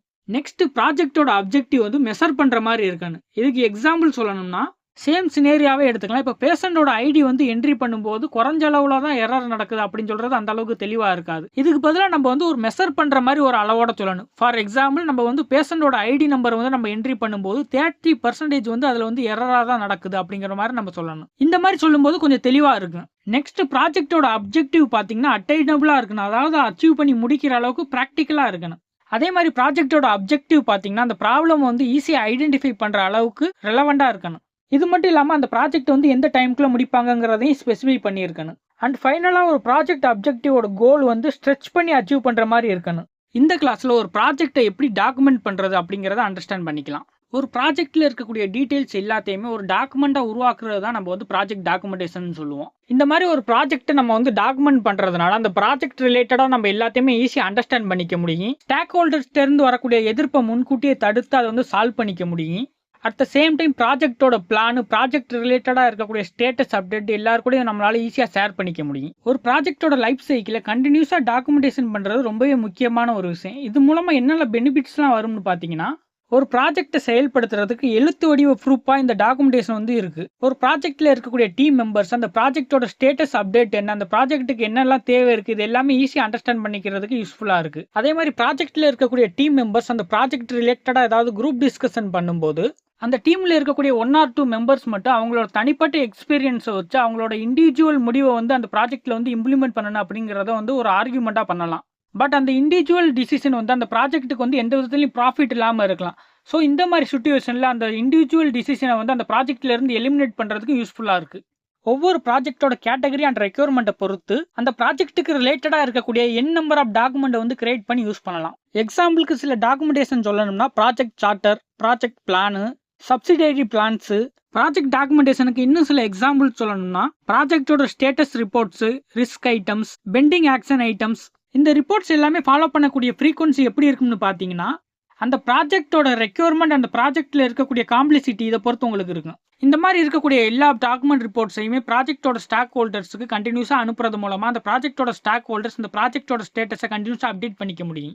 ப்ராஜெக்ட் டாக்குமெண்டேஷனுக்கு இன்னொரு எக்ஸாம்பிள் சொல்லணும்னா ஃபைனல் ப்ராஜெக்ட் ரிப்போர்ட். இந்த ரிப்போர்ட்டில் பார்த்தீங்கன்னா அந்த ப்ராஜெக்ட் ரிலேட்டடாக இருக்கக்கூடிய எல்லா டீடைல்ஸுமே இருக்கு. அண்ட் அடிஷனலாக சொல்லணும்னா ப்ராஜெக்டோட ஸ்டோரி போர்ட்ஸு, ஸ்டாட்டிஸ்டிக்கல் டூல்ஸ்லேருந்து ஜென்ரேட் ஆகக்கூடிய இன்புட்ஸு, ஸ்ப்ரெட்ஷீட் மூலமா கிடைக்கக்கூடிய அவுட்புட்ஸ், செக்லிஸ்ட், இது எல்லாமே ஒரு ப்ராஜெக்ட்ல யூஸ் பண்ணக்கூடிய டாக்குமெண்டேஷன் தான். இந்த கிளாஸ்ல நம்ம ப்ராஜெக்ட் சார்ட்டரை பத்தி டிஸ்கஸ் பண்ணலாம். ப்ராஜெக்ட் சார்ட்டர்ல என்னென்ன செக்ஷன்ஸ் இருக்குன்னு பாத்தீங்கன்னா ப்ராஜெக்டோட நேம் அண்ட் அதோட டிஸ்கிரிப்ஷன் இருக்கு, பிசினஸுக்கு தேவையான ரெக்யர்மெண்ட்ஸ் இருக்கு, அந்த ப்ராஜெக்ட் மேனேஜரோட நேம் வந்து மென்ஷன் பண்ணியிருப்பாங்க, அந்த ப்ராஜெக்டோட ஸ்டாக் ஹோல்டர்ஸ் அண்ட் அவங்களோட ரெக்யர்மெண்ட் எல்லாம் மென்ஷன் பண்ணியிருப்பாங்க, ப்ராஜெக்டோட டைம் லைன், அந்த ப்ராஜெக்ட் மூலமா என்னென்ன டெலிவரி பண்றாங்க, ப்ராஜெக்டோட கட்டுப்பாட்டு முறை, அந்த ப்ராஜெக்டோட அணுகுமுறையான அந்த ப்ராஜெக்டோட பட்ஜெட் சம்மரி எல்லாமே அதில் மென்ஷன் பண்ணியிருப்பாங்க.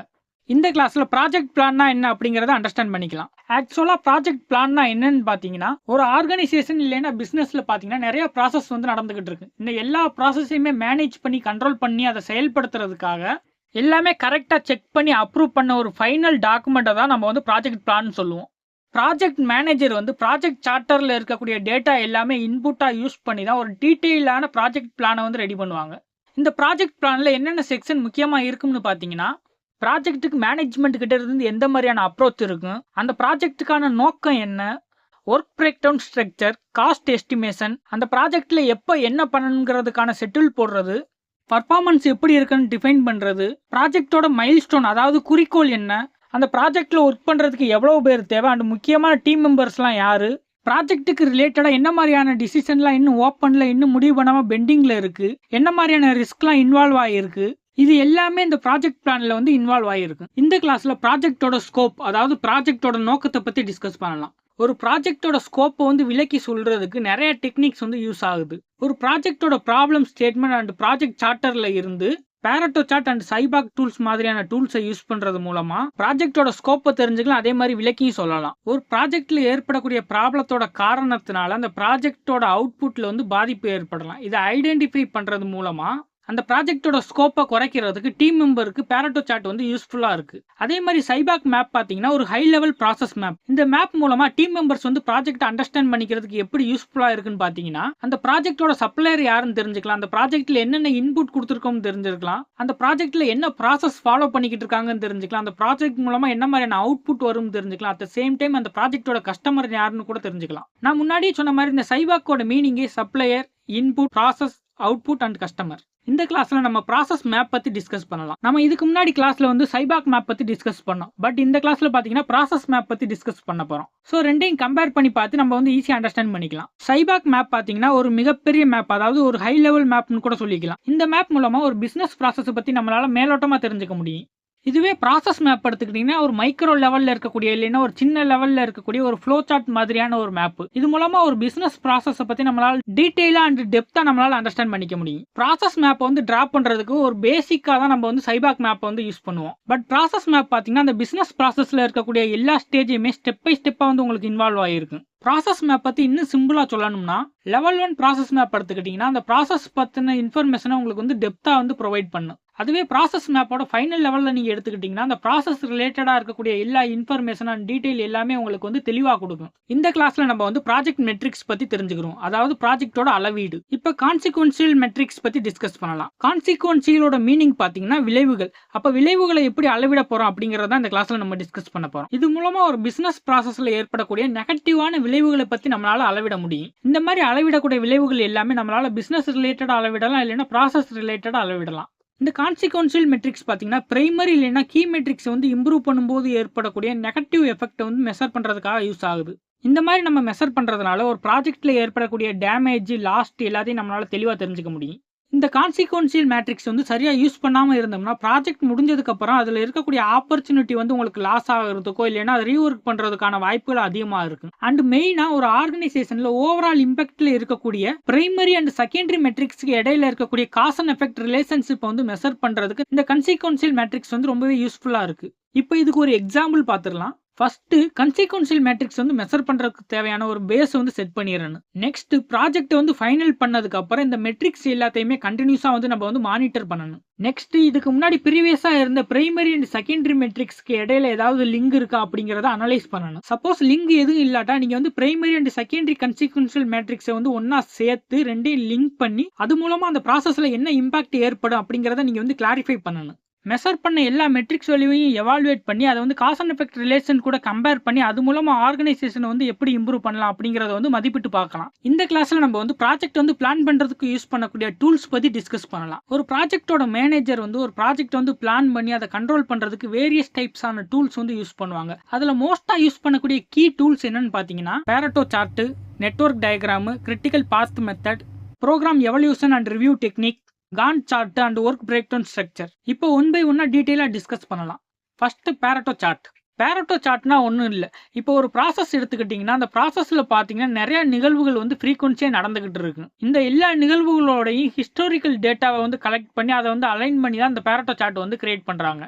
இது வந்து 80-20 ரூலை வந்து பேஸ் பண்ணியிருக்கு. அது என்ன 80-20 ரூல்னா, இப்போ ஒரு ப்ராசஸ் நடந்துகிட்டு இருக்கு. அதில் பார்த்தீங்கன்னா 80% வந்து உங்களுக்கு வந்து முக்கியமானதாக இருக்கு, 20% பார்த்தீங்கன்னா அதில் தேவையில்லாததாக இருக்கு. இந்த பேரட்டோ சார்ட் யூஸ் பண்ணுறது மூலமாக ப்ராஜெக்ட் டீமில் இருக்கக்கூடியவங்க ஒரு ப்ராசஸில் நடக்கக்கூடிய அதிகப்படியான டிஃபெக்ட்ஸ் அண்ட் கம்ப்ளைண்ட்டை வந்து பர்டிகுலராக ஃபோக்கஸ் பண்ணுறதுக்காக ஹெல்ப்ஃபுல்லாக இருக்குது. இதை பற்றி இன்னும் டீட்டெயிலாக சொல்லணும்னா, இப்போ ஒரு ஆர்கனைசேஷன் வந்து ஒரு ப்ராடக்ட் இல்லைன்னா சர்வீஸ் வந்து ப்ரொவைட் பண்ணுறாங்க. இப்போ இந்த ப்ராடக்ட் ஆர் சர்வீஸில் ஏற்படக்கூடிய டிஃபெக்ட்ஸ், அந்த டிஃபெக்ட்ஸ்க்கான காரணம் எல்லாமே இந்த பேரட்டோ சார்ட் வந்து தெளிவாக சொல்லிடும். இதோட வேல்யூஸ் எல்லாமே பார் சார்ட் மூலியமா டிசெண்டிங் ஆர்டர்ல வந்து ரெப்ரசென்ட் பண்ணியிருப்பாங்க. அண்ட் இதோட டோட்டல் எல்லாமே ஒரு லைன் மூலமா ரெப்ரசென்ட் பண்ணியிருப்பாங்க. இது மூலமா பேரட்டோ சார்ட் ஒரு ப்ராசஸ்ல இருக்கக்கூடிய 80% ஆஃப் எஃபெக்ட் வந்து அதுல இருக்கக்கூடிய 20% காரணத்தினால தான் ஏற்படுது அப்படிங்கறத எடுத்து சொல்லுது. இது மூலமா ஒரு ப்ராசஸோட குவாலிட்டி அஃபெக்ட் பண்ற காரணத்தை ஐடென்டிஃபை பண்ணி ப்ராஜெக்ட் டைம் இல்லைன்னா ப்ராப்ளம் சால்விங் டைம்ல இருக்கக்கூடிய ஸ்கோப்பை வந்து ரெடியூஸ் பண்ணி கொடுக்குது. பேரட்டோ சார்ட்டை பொறுத்தவரை நம்ம கிட்ட தேவையான அளவு டேட்டா இருந்தால் மட்டும்தான் யூஸ் பண்ண முடியும். சப்போஸ் நம்ம கிட்ட தேவையான அளவு டேட்டா இல்லைன்னா நம்ம வந்து வேற ஒரு ப்ராப்ளம் சால்விங் டூல் தான் யூஸ் பண்ண முடியும். ஃபார் எக்ஸாம்பிள் பிரெயின் ஸ்டார்மிங் இல்லைன்னா மல்டி ஓட்டிங், இந்த மாதிரி ப்ராப்ளம் சால்விங் டூலை நம்ம யூஸ் பண்ணி அது மூலமா தான் ரூட் கேஸை வந்து நம்மளால ஃபைண்ட் அவுட் பண்ண முடியும். இப்போ பேரட்டோ சார்ட் யூஸ் பண்ற மாதிரி ஒரு எக்ஸாம்பிள் நம்ம வந்து பார்த்துடலாம். இப்போ நம்ம ஒரு ஹோட்டல் வந்து எக்ஸாம்பிளுக்கு எடுத்துக்கலாம். இப்போ அந்த ஹோட்டலோட கஸ்டமர்ஸ் வந்து கண்டினியூஸாக வந்து கம்ப்ளைண்ட்ஸ் வந்து கொடுத்துக்கிட்டே இருக்காங்க. இதனால அந்த ஹோட்டலோட மேனேஜர் என்ன பண்ணுறாரு, அந்த கம்ப்ளைண்ட்ஸ் வந்து எதனால வருது அதோட கீ ஏரியாவுக்கு வந்து ஐடென்டிஃபை பண்ணணும்னு நினைக்கிறாரு. அதனால கஸ்டமர்கிட்ட இருந்து என்னென்ன கம்ப்ளைண்ட்ஸ் வந்திருக்குங்கிறத எடுத்து பார்க்குறாரு. அந்த ஹோட்டலில் வந்து க்ளீன் பண்ணுறது ரிலேட்டடாக கம்ப்ளைண்ட்ஸ் வந்திருக்கு. அதே மாதிரி ஹோட்டலுக்கு உள்ளே வரும்போது செக்இன் பண்ணுறது ரிலேட்டடாக கம்ப்ளைண்ட் வந்திருக்கு. ஸ்விம்மிங் பூல் யூஸ் பண்ணக்கூடிய டைமிங்கில் கம்ப்ளைண்ட் வந்திருக்கு. ஹோட்டல் ப்ரொவைட் பண்ணக்கூடிய ஃபுட் அண்ட் ரூம் சர்வீஸில் கம்ப்ளைண்ட் வந்திருக்கு. அந்த இது மட்டும் இல்லாமல் இன்னும் நிறைய கம்ப்ளைண்ட்ஸ் வந்திருக்கு. இப்போ ரிசீவ் ஆன எல்லா கம்ப்ளைண்ட்ல இருந்து 2 கம்ப்ளைண்ட் மட்டும் நம்ம மேஜர் கம்ப்ளைண்ட்டை வந்து நம்ம கன்சிடர் பண்ணிக்கலாம். ஃபார் எக்ஸாம்பிள் அதிகமான கம்ப்ளைண்ட் எதுக்கு வந்திருக்குன்னு பார்த்தீங்கன்னா, ஹோட்டல் வந்து கிளீனா இல்லை அண்ட் ஃபுட் வந்து சரியா இல்லை. அதாவது ஹோட்டல் கிளீனா இல்லைன்னு 35 கம்ப்ளைண்ட், ஃபுட்டு சரியில்லைன்னு 19 கம்ப்ளைண்ட் வந்து ரிசீவ் ஆயிருக்கு. இப்போ ரிசீவ் ஆன ஒவ்வொரு கம்ப்ளைண்ட்டோட ரீசனுக்கும் ஒவ்வொரு பர்சன்டேஜ் கொடுத்தா கூட அதுல இருந்து நமக்கு வந்து டோட்டல் வேல்யூ வந்து நம்ம கால்குலேட் பண்ணிக்கலாம். இப்போ இந்த டேட்டா எல்லாத்தையுமே வச்சு நம்ம வந்து பேரட்டோ சார்ட் ரெடி பண்ணி அது மூலமா ப்ராப்ளம்க்கான ரீசனை வந்து நம்மளால ஐடென்டிஃபை பண்ணிக்க முடியும். இந்த கிளாஸ்ல நெட்வொர்க் டயக்ராம்ஸ் பத்தி டீடைலா டிஸ்கஸ் பண்ணலாம். நெட்வொர்க் டயக்ராம் பாத்தீங்கன்னா ப்ராஜெக்ட் மேனேஜர் வந்து ப்ராஜெக்ட் வந்து பிளான் பண்றதுக்காக யூஸ் பண்ணக்கூடிய ஒரு டூல். இந்த நெட்வொர்க் டயக்ராமை சம்டைம்ஸ் வந்து ஆரோ டயக்ராம்னு கூட சொல்லுவாங்க. பிகாஸ் ஒரு ப்ராஜெக்ட்ல இருக்கக்கூடிய ப்ராசஸா இருக்கட்டும் இல்லைன்னா அதுல இருக்கக்கூடிய ஸ்டெப்ஸா இருக்கட்டும், இது எல்லாத்தையுமே கனெக்ட் பண்ணி ரெப்ரசென்ட் பண்றதுக்கு ஆரோ சிம்பிள் வந்து யூஸ் பண்ணுவாங்க. இப்போ ப்ராஜெக்டோட மேனேஜர் நெட்வொர்க் டயக்ராம் வந்து உருவாக்க போறாங்கன்னா அவங்க வந்து அந்த ப்ராஜெக்ட் ரிலேட்டடாக சில அசம்ஷன்லாம் பண்ணணும். ஃபார் எக்ஸாம்பிள் இப்போ புதுசாக ஒரு ஆக்டிவிட்டி ஸ்டார்ட் பண்ண போறாங்க அப்படின்னா அதுக்கு முன்னாடி இருக்கக்கூடிய எல்லா பெண்டிங் ஆக்டிவிட்டியும் கம்ப்ளீட் பண்ணியிருக்கணும். அதே மாதிரி நெட்வொர்க் டயக்ராம்ல வந்து இப்போ ஒரு நிறைய ஆக்டிவிட்டிஸ் இருக்கு. இப்போ அந்த ஆக்டிவிட்டிஸ் வந்து ஒன்றுக்கு அடுத்து ஒன்று இருக்கு, சீக்வன்ஸா இருக்கு, தொடர்ச்சியாக இருக்குன்னா அதுக்கு வந்து ஆரோ வந்து ரெப்ரசென்ட் பண்றது கரெக்டாக இருக்கணும். இன்னும் சிம்பிளா சொல்லணும்னா எந்த ஆக்டிவிட்டிக்கு அடுத்து இன்னொரு ஆக்டிவிட்டி வரும் அதை வந்து கரெக்டாக ரெப்ரசென்ட் பண்ணி ஒரு கண்டினியூஸ் சீக்வன்ஸ் மாதிரி கொடுக்கணும். இன்னொரு முக்கியமான விஷயம் என்னன்னு பார்த்தீங்கன்னா, இப்போ ஒரு நெட்வொர்க் டயக்ராம் வந்து நீங்க ரெடி பண்றீங்கன்னா அதுல ஒரு சிங்கிள் ஈவென்ட்க்கு நீங்க ஸ்டார்ட் பண்ணி ஒரு சிங்கிள் ஈவென்ட்க்கு வந்து முடிகிற மாதிரி நீங்க வந்து ஃபிக்ஸ் பண்ணிக்கலாம். ஒரே நெட்வொர்க் டயக்ராம்ல multiple events or multiple process வந்து நீங்க மிக்ஸ் பண்ற மாதிரி ஒரு டயக்ராம் வந்து நீங்க ரெடி பண்ணக்கூடாது. ஓகே, இப்போ நெட்வொர்க் டயக்ராம் கூட எந்த மாதிரியான விதிமுறைகள் எல்லாம் ரிலேட்டிவா இருக்கு அதை பத்தி நம்ம டிஸ்கஸ் பண்ணலாம். ஒரு ப்ராஜெக்டோட டோட்டல் டைம் பீரியட் வந்து கால்குலேட் பண்றதுக்கு அந்த ப்ராஜெக்டோட மேனேஜர் அந்த ப்ராஜெக்ட்ல இருக்கக்கூடிய ஒவ்வொரு ஒர்க்குக்குமே 4 முக்கியமான டேட்ஸ் வந்து டிஃபைன் பண்ணி கொடுக்கணும். ஃபர்ஸ்ட் இயர்லி ஸ்டார்ட், அதாவது ஒர்க்கை வந்து எப்போ ஸ்டார்ட் பண்ணணும் அப்படிங்கிறத கொடுத்துடணும். செகண்ட் லேட் ஸ்டார்ட், ஒர்க்கை ஸ்டார்ட் பண்ணக்கூடிய லேட்டஸ்ட் டேட்டும் கொடுத்துடணும். தேர்ட் இயர்லி ஃபினிஷ், ஒர்க்கை ஃபினிஷ் பண்ணக்கூடிய ஸ்டார்டிங் டேட் கொடுத்துடணும். ஃபைனலா லேட் ஃபினிஷ், அதாவது ஒர்க்கை வந்து ஃபினிஷ் பண்ணக்கூடிய லேட்டஸ்ட் டேட்டும் கொடுத்துடணும். இப்போ இயர்லி ஸ்டார்ட்டுக்கு இயர்லி ஃபினிஷ்க்கு இருக்கக்கூடிய அந்த டைம் பீரியட் தான் நம்ம வந்து ப்ராஜெக்டோட டைம் பீரியட்னு சொல்லுவோம். இதுவே ஸ்லாக் டைம்னா என்னன்னு பாத்தீங்கன்னா இயர்லி ஸ்டார்ட் அண்ட் லேட் ஸ்டார்ட்டுக்கு இடையில உள்ள டிஃபரன்ஸ், இல்லைன்னா இயர்லி ஃபினிஷ் ஆர் லேட் ஃபினிஷ்க்கு இடையில இருக்கக்கூடிய டிஃபரன்ஸ். ஆக்சுவலா இந்த ஸ்லாக் டைம்னா என்னன்னு பாத்தீங்கன்னா ஒரு மொத்த ப்ராஜெக்டையுமே நம்ம வந்து டிலே பண்றதுக்கு எடுத்துக்கிற நேரத்தை தவிர அதுக்கு பதிலாக அதுல இருக்கக்கூடிய ஒரு ப்ராசஸ் மட்டும் டிலே பண்றதுக்கு எடுத்துக்கிறதுக்கான நேரம். இந்த கிளாஸ்ல நெக்ஸ்ட் டூல் பத்தி பார்க்கலாம், critical path method, CPM or critical path method. இந்த டூல் ப்ராஜெக்டோட மேனேஜர் யூஸ் பண்ணக்கூடிய ஒரு இம்பார்ட்டன்டான டூல்னு கூட சொல்லலாம். பிகாஸ் இந்த டூலை யூஸ் பண்ணி தான் ஒரு ப்ராஜெக்டோட மேனேஜர் அந்த ப்ராஜெக்டோட ப்ராக்ரஸ் வந்து மானிட்டர் பண்ணுவாங்க. அண்ட் இது மட்டும் இல்லாம அந்த ப்ராஜெக்ட் வந்து செட்டில் பண்ண மாதிரி கரெக்டா நடந்துகிட்டு இருக்கா அதை செக் பண்ணி பார்க்கறதுக்கு யூஸ் பண்ணிக்குவாங்க. ஒரு ப்ராஜெக்டோட கிரிட்டிக்கலான பாதையை அந்த ப்ராஜெக்டோட நெட்வொர்க் டயக்ராம்ல இருக்கக்கூடிய லாங்கஸ்ட் சீக்வன்ஸோட டாஸ்க் தான். ஸோ இந்த சீக்வன்ஸ்ல இருக்கக்கூடிய எல்லா ஒர்க்கோட ஸ்லாக்குமே ஜீரோவா தான் இருக்கும். இதோட மீனிங் என்னன்னா இப்போ இந்த சீக்வன்ஸ் தான் அந்த ப்ராஜெக்ட்டுக்கு முக்கியமான டாஸ்க் இருக்கக்கூடிய ஒரு இம்பார்ட்டன்டான பாதைன்னு சொல்லியாச்சு. ஸோ இந்த சீக்வன்ஸ்ல இருக்கக்கூடிய ஒரு சின்ன டாஸ்க்ல வந்து டிலே ஏற்பட்டா கூட அது என்டையர் ப்ராஜெக்ட்டுமே டிலே பண்றதுக்கான வாய்ப்புகள் இருக்கு. இந்த ரீசனுக்காக தான் ப்ராஜெக்டோட மேனேஜர் இந்த இம்பார்ட்டன்ட் டாஸ்க் இருக்கக்கூடிய சீக்வன்ஸை வந்து உன்னிப்பா வந்து மானிட்டர் பண்ணணும். இந்த மாதிரி கண்டினியூஸா மானிட்டர் பண்ணா மட்டும்தான் ப்ராஜெக்ட் மேனேஜர் வந்து டாஸ்க் வந்து டிலே ஆகக்கூடிய இடத்துல இன்னொரு டாஸ்க்ல இருக்கக்கூடிய ரிசோர்ஸை வந்து மாத்தி அனுப்ப முடியும். இருந்தாலும் ஒரு டாஸ்க் வந்து அதோட ரிசோர்ஸை வந்து இழந்துருச்சுன்னா அந்த ரிசோர்ஸை வந்து ரெடி பண்றது இன்னொரு டாஸ்க் ஆயிடும். ஸோ ப்ராஜெக்டோட மேனேஜர் அந்த டாஸ்க்ல இருக்கக்கூடிய ரிசோர்ஸ் வந்து மெயின்டைன் பண்ண வேண்டியது ஒரு முக்கியமான வேலை தான். இந்த கிளாஸ்ல டிஸ்கஸ் பண்ண போற topic project evaluation and review techniques and risk management. First ரிஸ்கோட கான்செப்ட்ஸ் பத்தி அண்டர்ஸ்டாண்ட் பண்ணிக்கலாம். ஆக்சுவலா ரிஸ்க்னா என்னன்னா இப்போ ஒரு ப்ராஜெக்ட் நடந்துகிட்டு இருக்கு, அந்த ப்ராஜெக்ட்டை வந்து அஃபெக்ட் பண்ற மாதிரி ஏதாவது ஒரு ஈவெண்ட் இல்லைன்னா ஒரு கான்சிக்வன்ஸ் வந்து அது ஏதாவது ஒரு நிகழ்வு அந்த மாதிரி நடக்குதுன்னா அதான் நம்ம ரிஸ்க்னு சொல்லுவோம். ஒரு ப்ராஜெக்ட் எடுத்துக்கிட்டீங்கன்னா அதோட முக்கியமான நோக்கம் பாத்தீங்கன்னா 4 விஷயத்தோட ரிலேட் பண்ணியிருக்கு. அது என்னன்னு பாத்தீங்கன்னா ப்ராஜெக்டோட time, cost, quality and scope. So ஒரு ப்ராஜெக்ட்ல ஏதாவது ரிஸ்க் இருந்துச்சுன்னா அந்த ரிஸ்க் வந்து இந்த ப்ராஜெக்ட்ல இருக்கக்கூடிய இந்த 4 முக்கியமான விஷயத்துல ஏதாவது ஒன்று வந்து கண்டிப்பா அஃபெக்ட் பண்ணும். இப்போ ஒரு ப்ராஜெக்ட்ல வந்து ரிஸ்க் வந்து வந்துருச்சு. ஸோ அந்த ரிஸ்க் வந்து அந்த ப்ராஜெக்ட்டுக்கு பாசிட்டிவா இருக்கா இல்லைன்னா நெகட்டிவா இருக்கான்னு ஃபர்ஸ்ட் அண்டர்ஸ்டாண்ட் பண்ணிக்கணும். பிகாஸ் ஒரு ப்ராஜெக்ட்ல எடுக்கக்கூடிய ரிஸ்க் பாசிட்டிவா இருந்துச்சுன்னா அந்த ரிஸ்க் மூலமா அந்த ப்ராஜெக்ட் வந்து இம்ப்ரூவ் பண்றதுக்கு யூஸ்ஃபுல்லா இருக்கும். அதுவே நெகட்டிவா இருந்துச்சுன்னா அந்த ரிஸ்க் மூலமா அந்த ப்ராஜெக்ட் வந்து அஃபெக்ட் ஆகிறதுக்கு வாய்ப்புகள் இருக்கு. இப்போ ரிஸ்க் மேனேஜ்மெண்ட்ல என்னென்ன டேர்ம்ஸ் இருக்குன்னு டிஸ்கஸ் பண்ணலாம். ரிஸ்க் அனலைசிஸ் அண்ட் மேனேஜ்மெண்ட் ரெண்டுக்கும் பொதுவாக என்னென்ன டேர்ம்ஸ்லாம் இருக்குன்னு பாத்தீங்கன்னா ஃபர்ஸ்ட் ரிஸ்க் ப்ராபபிலிட்டி, அதாவது ஒரு ரிஸ்க் வந்து ஏற்படுறதுக்கு என்ன மாதிரியான வாய்ப்புகள் இருக்கு. செகண்ட் இஷ்யூ, ஒரு ப்ராஜெக்ட்ல ஒரு ரிஸ்க் வந்து ஏற்படுறதுக்கான actual reason. Last risk consequences, அதாவது ஒரு ப்ராஜெக்ட்ல வந்து ரிஸ்க் ஏற்படுது, அந்த ரிஸ்க் அந்த ப்ராஜெக்டோட அப்ஜெக்டிவ்ல எந்த மாதிரியான விளைவுகள்லாம் ஏற்படுது. சோ நீங்க ஒரு ப்ராஜெக்ட்ல எந்த மாதிரியான ரிஸ்க் மெஷர் பண்ணாலும் சரி அந்த ரிஸ்க் எதுக்காக ஏற்பட்டு இருக்கு அப்படிங்கிறதுக்கான ப்ராபபிலிட்டி அண்ட் அந்த ரிஸ்க்னால ப்ராஜெக்ட்ல எந்த மாதிரியான இம்பாக்ட் வரும் ரெண்டையுமே நீங்க வந்து எவாலுவேட் பண்ணி மெஷர் பண்ணணும். இப்ப ரிஸ்க் அனாலிசிஸ்ல இருக்கக்கூடிய இம்பார்ட்டன்ஸ் எலிமெண்ட்ஸ் பத்தி தெரிஞ்சுக்கலாம். இப்போ ஒரு ரிஸ்க்கை வந்து அனலைஸ் பண்றதுக்கு எந்த மாதிரியான மெத்தட்ஸ்லாம் இருக்குன்னு டிஸ்கஸ் பண்ணலாம். First qualitative method. ஒரு ப்ராஜெக்ட்ல இருக்கக்கூடிய பொட்டன்சியல் ரிஸ்க் வந்து ஐடென்டிஃபை பண்றதுக்கு நம்ம என்ன பண்ணலாம்னா இன்டர்வியூஸ் வந்து கண்டக்ட் பண்ணி அதுல இருந்து தெரிஞ்சுக்கலாம், இல்லைன்னா செக்லிஸ்ட்ல இருந்து தெரிஞ்சுக்கலாம், அப்படி இல்லைன்னா பிரைன் ஸ்டார்மிங் ஆக்டிவிட்டிஸ் மூலம் தெரிஞ்சுக்கலாம். Next type quantitative method. இந்த டைப் மூலமா நம்ம ரிஸ்க்கை வந்து அனலைஸ் பண்றதுக்கு டேட்டா ட்ரிவன் மெத்தட் மூலமா நம்ம கிட்ட இருக்கக்கூடிய எல்லா டேட்டாவையுமே கால்குலேட் பண்ணி அது மூலமா அனலைஸ் பண்ணுவோம். Next method feasibility study. இந்த மெத்தட் பாத்தீங்கன்னா ப்ராஜெக்டோட ஸ்டார்டிங் ஸ்டேஜ்ல ப்ராஜெக்ட்ல இருக்கக்கூடிய ப்ராசஸ் எல்லாமே நம்மளோட தேவைக்கு ஏற்ற மாதிரி ஃபிளெக்சிபிளா மாத்தி அமைக்கிறப்ப அதில் ஏற்படக்கூடிய ரிஸ்க்கை வந்து அனலைஸ் பண்றதுக்கு யூஸ் பண்ணுவாங்க. ஸோ ப்ராஜெக்டோட ஸ்டார்டிங் ஸ்டேஜ்லேயே அதில் இருக்கக்கூடிய ப்ராசஸை நமக்கு தேவைக்கு ஏற்ற மாதிரி மாற்றி அமைச்சு இம்ப்ளிமெண்ட் பண்ணுறதுனால ரிஸ்க்கும் கம்மியாக இருக்கும், காஸ்ட்டும் கம்மியாக இருக்கும். Final method potential impact. இந்த மெத்தடில் ஒரு ரிஸ்க்கை வந்து ஐடென்டிஃபை பண்ணதுக்கு அப்புறம் அந்த ரிஸ்க்குனால ஏற்படக்கூடிய இம்பாக்ட் எல்லாத்தையுமே அனலைஸ் பண்ணி அதுக்கான சொல்யூஷன் வந்து ரெடி பண்ணுவாங்க. இவ்வளவு நேரம் நம்ம வந்து ரிஸ்க்கை வந்து கால்குலேட் பண்ணணும் நம்ம டிஸ்கஸ் பண்ணோம். பட் ஆக்சுவலாக கால்குலேட் பண்ணுறது எப்படி, அதுக்கு தான் நம்ம பார்த்தீங்கன்னா ரிஸ்க் ப்ரியாரிட்டி நம்பருங்கிற ஒரு நம்பர் வந்து யூஸ் பண்ணுறோம். இதை சிம்பிளாக நம்ம வந்து ஆர்பிஎன்னு சொல்லலாம். இதோட ஃபார்முலா ரிஸ்கோட ப்ராபபிலிட்டி இன்டு ரிஸ்கோட சிவியாரிட்டி இன்டு ரிஸ்கோட டிடெக்டபிலிட்டி. அதாவது ரிஸ்க் ஏற்படக்கூடிய வாய்ப்பு இன்ட்டு அந்த ரிஸ்க் ஏற்படக்கூடிய தீவிரத்தன்மை இன்ட்டு அந்த ரிஸ்க்கை எப்படி கண்டுபிடிக்கிறோம். இந்த மாதிரி நம்ம கால்குலேட் பண்ணி வரக்கூடிய ஆர்பிஎனோட வேல்யூ அதிகமாக இருந்துச்சுன்னா அந்த ப்ராஜெக்ட்ல இருக்கக்கூடிய ரிஸ்க் அதிகமாக இருக்குன்னு மீனிங். அண்ட் அந்த ஆர்பிஎனோட வேல்யூவை வச்சு நம்ம அந்த ரிஸ்க்கு எந்த அளவுக்கு ப்ரியாரிட்டி கொடுக்கணும், அதை எப்படி நம்ம கவனிக்கணும் அப்படிங்கறத நமக்கு தெரிஞ்சிடும். ரிஸ்க் அனலைசிஸ்ல இருக்கக்கூடிய நெக்ஸ்ட் எலிமெண்ட் அவாய்டிங் ரிஸ்க். இப்போ ஒரு ப்ராஜெக்ட்ல ரிஸ்க் ஏற்படுறதுக்கான சாத்தியத்தை ஐடென்டிஃபை பண்ணிட்டாங்கன்னா அந்த ரிஸ்க் மூலமா ப்ராஜெக்டோட காஸ்ட், டைம் அண்ட் ரிசோர்ஸ்ல எந்த மாதிரியான இம்பாக்ட் எல்லாம் ஏற்படும்னு கால்குலேட் பண்ணுவாங்க. அந்த மாதிரி கால்குலேட் பண்ணும்போது ரிஸ்கோட வேல்யூ வந்து அதிகமா இருந்துச்சுன்னா அந்த ரிஸ்க் ப்ராஜெக்ட்ல இருந்து அவாய்ட் பண்ணிடுவாங்க. Next element mitigating risk. அதாவது ஒரு ப்ராஜெக்ட்ல இருந்து ரிஸ்க் எப்படி குறைக்கலாம் அப்படிங்கறத டிஸ்கஸ் பண்ணலாம். ரிஸ்க் அனாலிசிஸை பொறுத்தவரை இந்த ஆப்ஷன் பாத்தீங்கன்னா ஒரு செகண்டரி ஆப்ஷன் தான். பிகாஸ் ஒரு ரிஸ்க்கை டெம்பரரி அவாய்ட் பண்றது மூலமா அந்த ரிஸ்க் மூலமா ஏற்படக்கூடிய லாஸை குறைக்கிறத கம்பேர் பண்ணும்போது அந்த ரிஸ்கை மிடிகேட் பண்றது மூலமா லாஸை குறைக்கிறது கம்மியான அளவுல தான் இருக்கும்.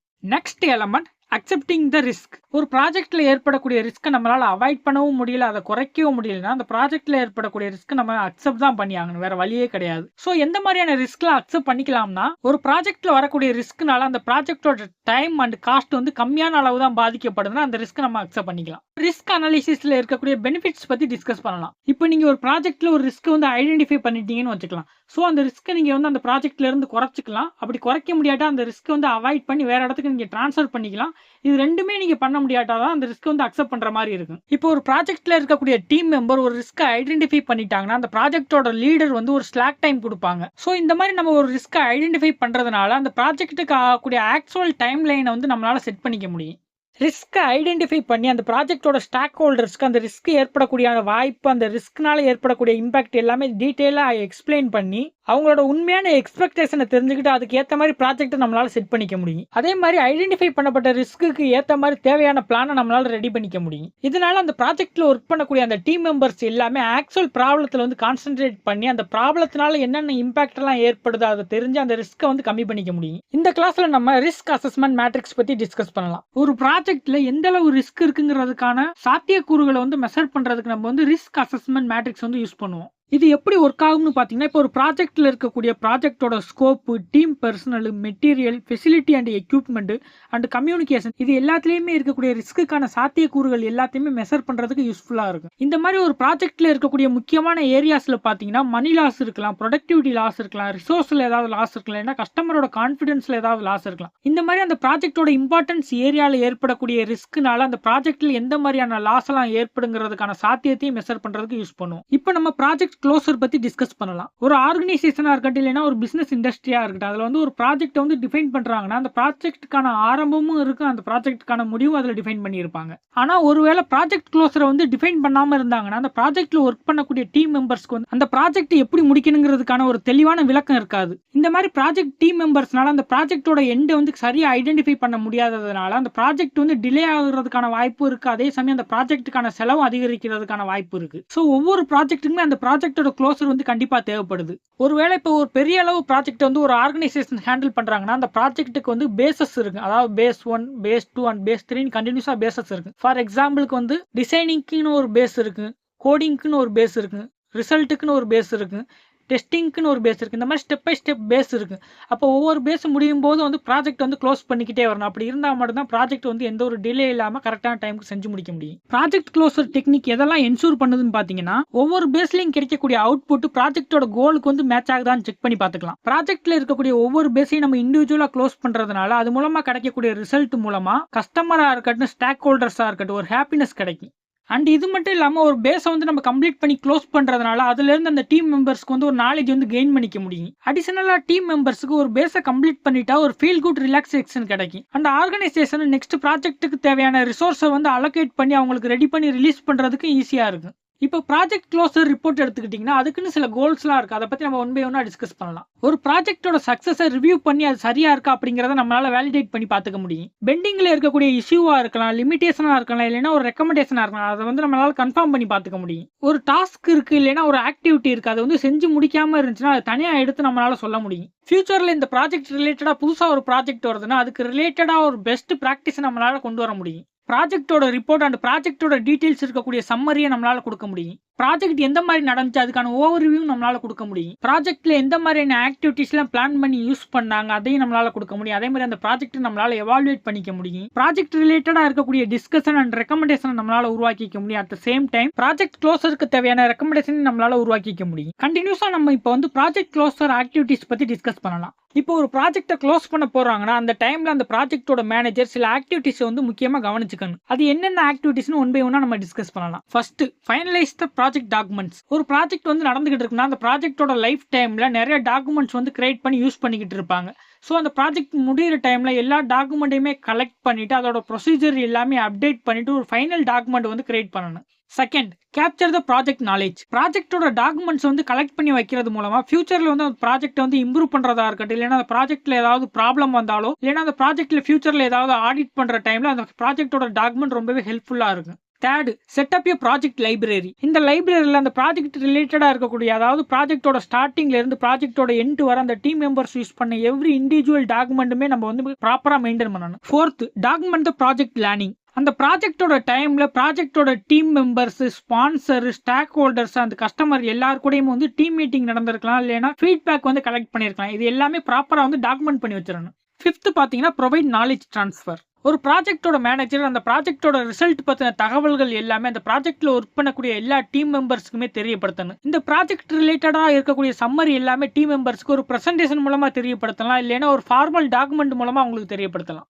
இது மட்டும் இல்லாமல் ஒரு ப்ராஜெக்டோட கன்சல்டன்ஸ், அதாவது அந்த ப்ராஜெக்டை குறித்து எல்லா நாலேஜும் இருக்கக்கூடிய ஒரு ஹையர் அத்தாரிட்டி அந்த ப்ராஜெக்ட்ல இருந்தாங்கன்னா அவங்க அந்த ப்ராஜெக்ட்ல உள்ள டீம் மெம்பர்ஸ் எல்லாத்துக்குமே அவரோட ப்ராடக்ட் அண்ட் மெயின்டெனன்ஸ் ரிலேட்டடான நாலேஜ் எல்லாமே ஷேர் பண்ணியிருக்காங்க. அவரோட நாலேஜை ஃபுல்லாக அந்த டீம் மெம்பர்ஸ்க்கு ஷேர் பண்ணி முடிக்கிற வரை அவர் அந்த ப்ராஜெக்ட்ல இருந்து ரிலீவ் பண்ணி விடக்கூடாது. Sixth, get final sign off. ப்ராஜெக்டோட sponsor and key stakeholders கூட மீட்டிங் அரேஞ்ச் பண்றது மூலமா ப்ராஜெக்டோட ஃபைனல் ரிசல்ட் ரிலேட்டடான அப்ரூவல் அவங்க கிட்ட வாங்கிக்கலாம். Seventh, close the project office.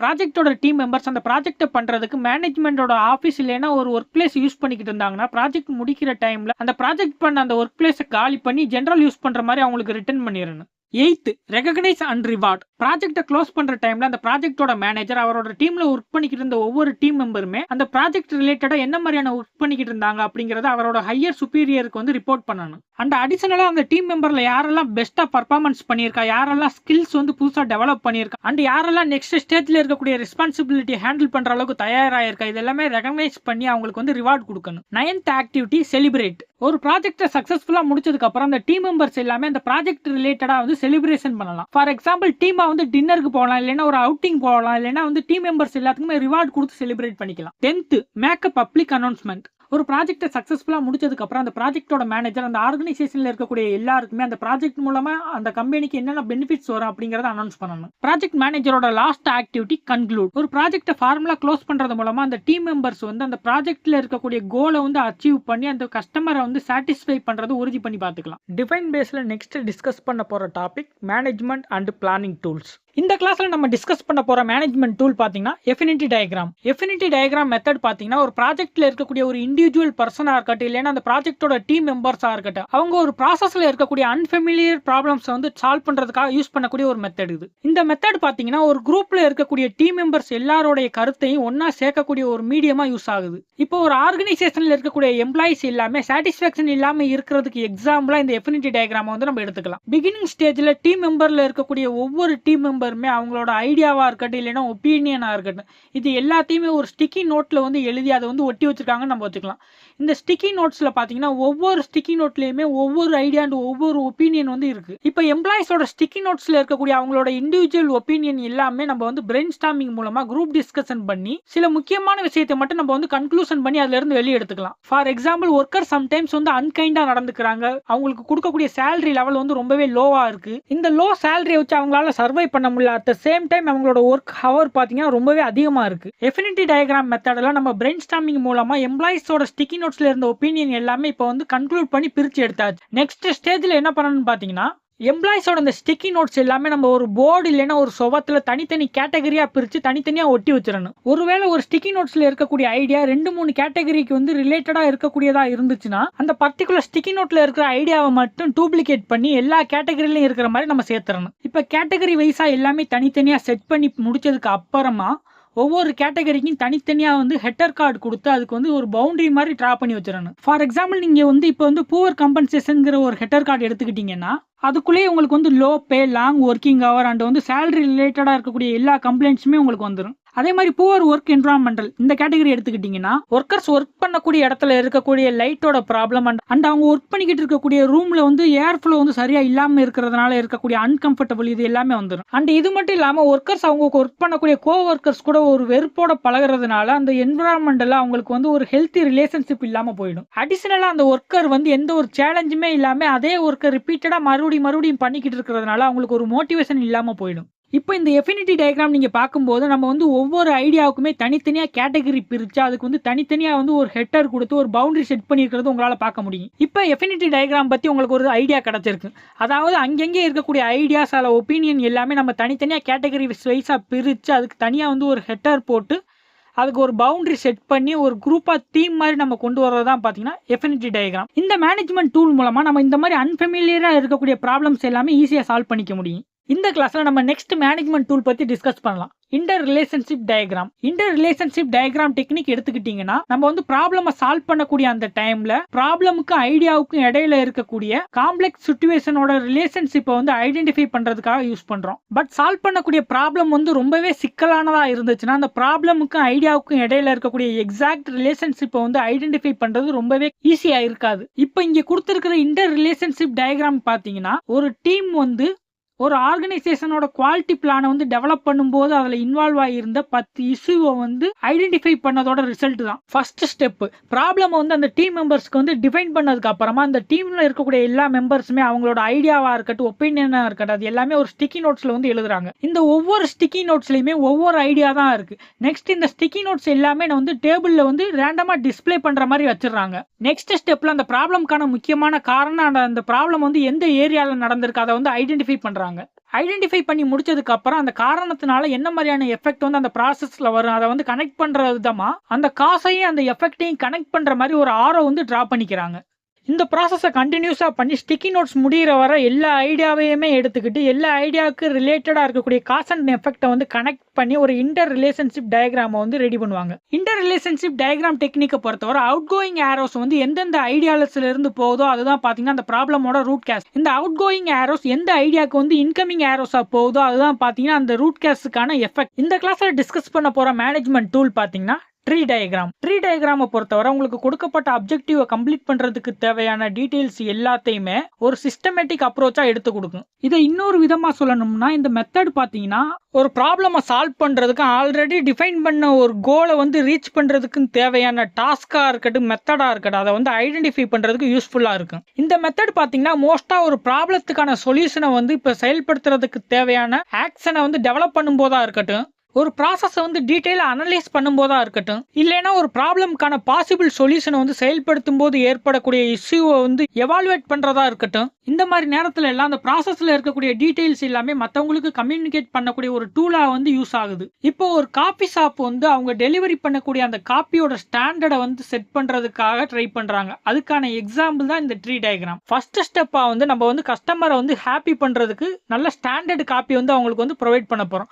So அதை வந்து ஒரு அப்ஜெக்டிவா எழுதி ஒரு ஸ்டிக்கி நோட்ல எழுதி நம்ம வந்து ஒரு போர்டில் லெஃப்ட் சைடில் வந்து அதை பேஸ்ட் பண்ணி வச்சிடலாம். நெக்ஸ்ட் ஸ்டேஜில் இப்போ காபி ஷாப் வந்து அவங்களோட கோலை வந்து ரீச் பண்ணுறதுக்கு தேவையான சொல்யூஷனை வந்து நம்ம 3 ஸ்டெப்பாக வந்து பிரிச்சுக்கலாம். இப்போ ஃபர்ஸ்ட் கேஸ் எடுத்துக்கிட்டிங்கன்னா கஸ்டமருக்கு ப்ரொவைட் பண்ணக்கூடிய அந்த காஃபி பார்த்தீங்கன்னா கஸ்டமருக்கு கம்ஃபர்டபுளாக இருக்கக்கூடிய டெம்பரேச்சரில் இருக்கணும். அதுவே செகண்ட் கேஸ் எடுத்துக்கிட்டிங்கன்னா அந்த காஃபியோட கன்சிஸ்டன்சி கரெக்டாக இருக்கணும். அதே மாதிரி தேர்ட் கேஸில் பார்த்தீங்கன்னா அந்த காஃபியில் ஆட் பண்ணக்கூடிய ஸ்வீட்னஸ் வந்து கரெக்டான லெவலில் இருக்கணும். தேர்ட் ஸ்டேஜில் நம்ம என்ன பண்ண போகிறோம் பார்த்தீங்கன்னா இப்போ செகண்ட் ஸ்டேஜில் நம்ம மென்ஷன் பண்ண அந்த 3 இஷ்யூமே கரெக்டாக வந்து டீட்டெயிலாக ஹேண்டில் பண்ணணும். ஸோ எப்படி ஹேண்டில் பண்ணலாம்? இப்போ நம்ம ஃபர்ஸ்ட் கேஸ் எடுத்துக்கிட்டோம்னா காஃபியில் வந்து டெம்பரேச்சர் வந்து கம்ஃபர்டபுளாக இருக்கணும்னு சொன்னோம்.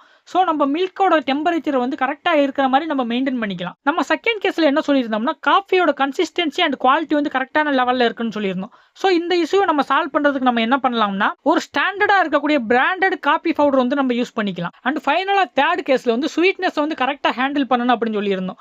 இந்த இஷ்யூவை நம்ம எப்படி ஹேண்டில் பண்ணிக்கலாம்னா ஒரு ஸ்டாண்டர்ட் சுகர் கியூப்பை நம்ம யூஸ் பண்ணுறது மூலமாக இந்த இஷ்யூவை நம்ம ஈஸியாகவே ஹேண்டில் பண்ணிக்க முடியும். ஸோ ஒரு கோலை அச்சீவ் பண்ணுறதா இருக்கட்டும் இல்லைன்னா ஒரு ப்ராசஸை டிஃபைன் பண்ணுறதா இருக்கட்டும் அதுக்கு வந்து ட்ரீ டயக்ராம் வந்து நம்ம இந்த மாதிரி தான் யூஸ் பண்ணுவோம். இந்த கிளாஸில் டிஸ்கஸ் பண்ண போகிற மேனேஜ்மெண்ட் டூல் பார்த்தீங்கன்னா மேட்ரிக்ஸ் டயக்ராம். மேட்ரிக்ஸ் டயக்ராமை பத்தி சிம்பிளா சொல்லணும்னா ஒரு ரிலேஷன்ஷிப்பை வந்து காட்டுறதுக்காக யூஸ் பண்றோம். ஃபார் எக்ஸாம்பிள் ஒரு அப்ஜெக்டிவ்க்கும் மெத்தட்ஸ்க்கும் இடையில உள்ள ரிலேஷன்ஷிப்பா இருக்கட்டும், ரிசல்ட்டுக்கும் காசஸ்க்கும் இடையில உள்ள ரிலேஷன்ஷிப்பா இருக்கட்டும், ஆர் டாஸ்க்குக்கும் பீப்புளுக்கும் இடையில உள்ள ரிலேஷன்ஷிப்பா இருக்கட்டும், இந்த மாதிரி ரெண்டு விஷயத்துக்கு இடைப்பட்ட ரிலேஷன்ஷிப்பை ப்ரொவைட் பண்றதா மேட்ரிக்ஸ் டயக்ராமோட அப்ஜெக்டிவ். இது மட்டும் இல்லாம மேட்ரிக்ஸ் டயக்ராம் பாத்தீங்கன்னா ஒரு சப்ஜெக்டோட எலமெண்ட்ல இருக்கக்கூடிய டாஸ்க் அண்ட் மெத்தட்ஸோட இம்பார்ட்டன்ஸ் வந்து ப்ரொவைட் பண்ணுது. அண்ட் அடிஷனலா பாத்தீங்கன்னா ஒரு கிரிட் இருக்கு, அந்த கிரிட்ல வந்து ரோஸ் இருக்கும், காலம்ஸ் இருக்கும், அது ரெண்டுக்கும் இடையில உள்ள ஸ்ட்ரென்த்தை வந்து டிட்டர்மைன் பண்றதுக்கு இந்த ரிலேஷன்ஷிப் வந்து யூஸ் ஆகுது. இந்த கிளாஸ்ல டிஸ்கஸ் பண்ண போற மேனேஜ்மெண்ட் டூல் பாத்தீங்கன்னா process decision program chart. Process decision program சார்ட்டை பொறுத்தவரை ஒரு ப்ராசஸோட பிகினிங்ல இருந்து அந்த ப்ராசஸ் வந்து கோலை அச்சீவ் பண்ற வரைக்கும் அந்த ப்ராசஸ்ல இருக்கக்கூடிய எவ்ரி இண்டிவிஜுவல் ஈவெண்ட்டையும் எல்லாருக்கும் விலக்கி சொல்றதுக்காக யூஸ் பண்றோம். அதே நேரத்தில் ஆக்டிவா இருக்கக்கூடிய ஒரு பிளான்ல ஏற்படக்கூடிய இம்பார்ட்டன்ட் ஃபெயிலியரை வந்து ஐடென்டிஃபை பண்றதுக்கு யூஸ் ஆகுது. ப்ராசஸ் டிசிஷன் ப்ரோக்ராம் சார்ட்டை பொறுத்தவரை ஒரு ப்ராசஸ்க்கு ரிலேட்டடா இருக்கக்கூடிய ரிஸ்கை வந்து கண்ட்ரோல் பண்றதுக்கு தேவையான பிளான்ஸை வந்து உருவாக்குறதுக்கு யூஸ்ஃபுல்லா இருக்கு. இந்த மெத்தடை பொறுத்தவரை ஒரு பிளானை வந்து நம்ம ப்ராசஸ்ல இம்ப்ளிமெண்ட் பண்றதுக்கு முன்னாடியே யூஸ் பண்ணிடுவோம். குறிப்பா சொல்லணும்னா இப்போ ஒரு பிளான் இருக்கு, அந்த பிளானோட சைஸ் பாத்தீங்கன்னா ரொம்பவே பெருசா இருக்கு. அட் த சேம் டைம் அந்த பிளான்ல வந்து ரொம்ப சிக்கல்கள்லாம் இருக்கு. ஃபார் எக்ஸாம்பிள் ஃபெயிலியர்னால ஏற்படக்கூடிய லாஸ் பாத்தீங்கன்னா ரொம்பவே அதிகமா இருக்கு. இந்த மாதிரி நேரத்தில் கொடுக்கப்பட்ட அந்த செட்டில்டு டைம்ல நம்ம வந்து ப்ராசஸ் வந்து கம்ப்ளீட் பண்ணி கொடுத்தே ஆகணும்.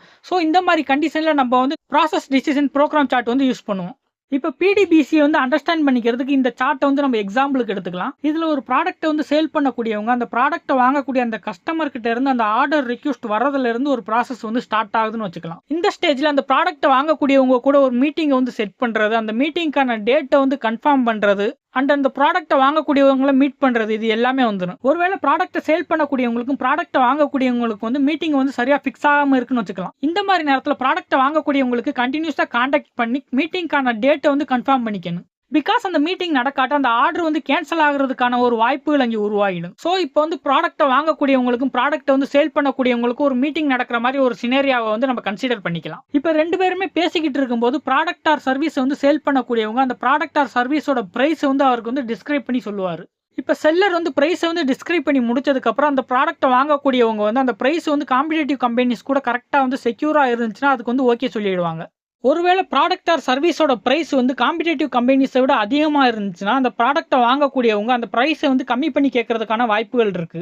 ஒருவேளை ப்ராடக்ட்டை வாங்கக்கூடியவங்க சொல்லக்கூடிய அந்த பிரைஸ் வந்து ப்ராடக்ட்டை சேல் பண்ணக்கூடியவங்களுக்கு வந்து கட்டுப்படி ஆகாட்டா அந்த ஆர்டர் வந்து அவங்க கையை விட்டு போறதுக்கான வாய்ப்புகள் இருக்கு. இந்த மாதிரி சுச்சுவேஷன்ல அந்த ப்ராடக்ட்டை சேல் பண்ணக்கூடியவங்க அந்த ப்ராடக்ட்டை வாங்கக்கூடியவங்க கிட்ட எதனால இந்த ப்ராடக்ட்டோட பிரைஸ் காம்படிட்டிவ் கம்பெனிஸை விட அதிகமாக இருக்கு அப்படிங்கிறத வந்து அவங்களுக்கு டிஸ்கிரைப் பண்ணி அந்த ப்ராடக்ட்டோட டீடைல்ஸ் எல்லாமே சொல்லி அந்த ஆர்டரை வந்து செக்யூர் பண்ணிக்கலாம். இந்த மாதிரி கண்டிஷன்ல ஆர்டர் வந்து இழந்து போகாம இருக்கிறதுக்கான ஒரு வாய்ப்புகளை நம்ம இம்ப்ரூவ் பண்ணிக்கலாம். இந்த கிளாஸ்ல நம்ம டிஸ்கஸ் பண்ண போற management tool activity network diagram. Activity network டயக்ராமை பொறுத்தவரை ஒரு ப்ராப்ளமை சால்வ் பண்றதுக்கு தேவையான டைமை வந்து காட்டுறதுக்கு அதுக்கு பேரலா இருக்கக்கூடிய ஐட்டம்ஸை வந்து ஐடென்டிஃபை பண்றதுக்கு யூஸ்ஃபுல்லா இருக்கு. இந்த மெத்தடை பொறுத்தவரை ஒரு சிக்கலான ப்ராஜெக்டா இருக்கட்டும், இல்லைன்னா ஒரு ப்ராசஸ்ல இருக்கக்கூடிய டாஸ்க் ரிசோர்சஸா இருக்கட்டும், அதை வந்து நம்ம மானிட்டர் பண்றதுக்காக யூஸ் பண்றோம். இது மட்டும் இல்லாமல் ஒரு ப்ராஜெக்டா இருக்கட்டும், இல்லைன்னா ஒரு ப்ராசஸா இருக்கட்டும், அதில் இருக்கக்கூடிய ஸ்டெப்ஸ், அதோட சீக்வன்ஸ் அண்ட் அந்த ப்ராசஸ் ஆர் ப்ராஜெக்ட் எவ்வளோ டைம் எடுத்துக்கிறேன், இது எல்லாத்தையுமே நம்மளால மானிட்டர் பண்ணிக்க முடியும். இந்த மெத்தடோட ஆக்சுவல் ஜாப்பனீஸ் நேம் பார்த்தீங்கன்னா ஏரோ டயக்ராம்.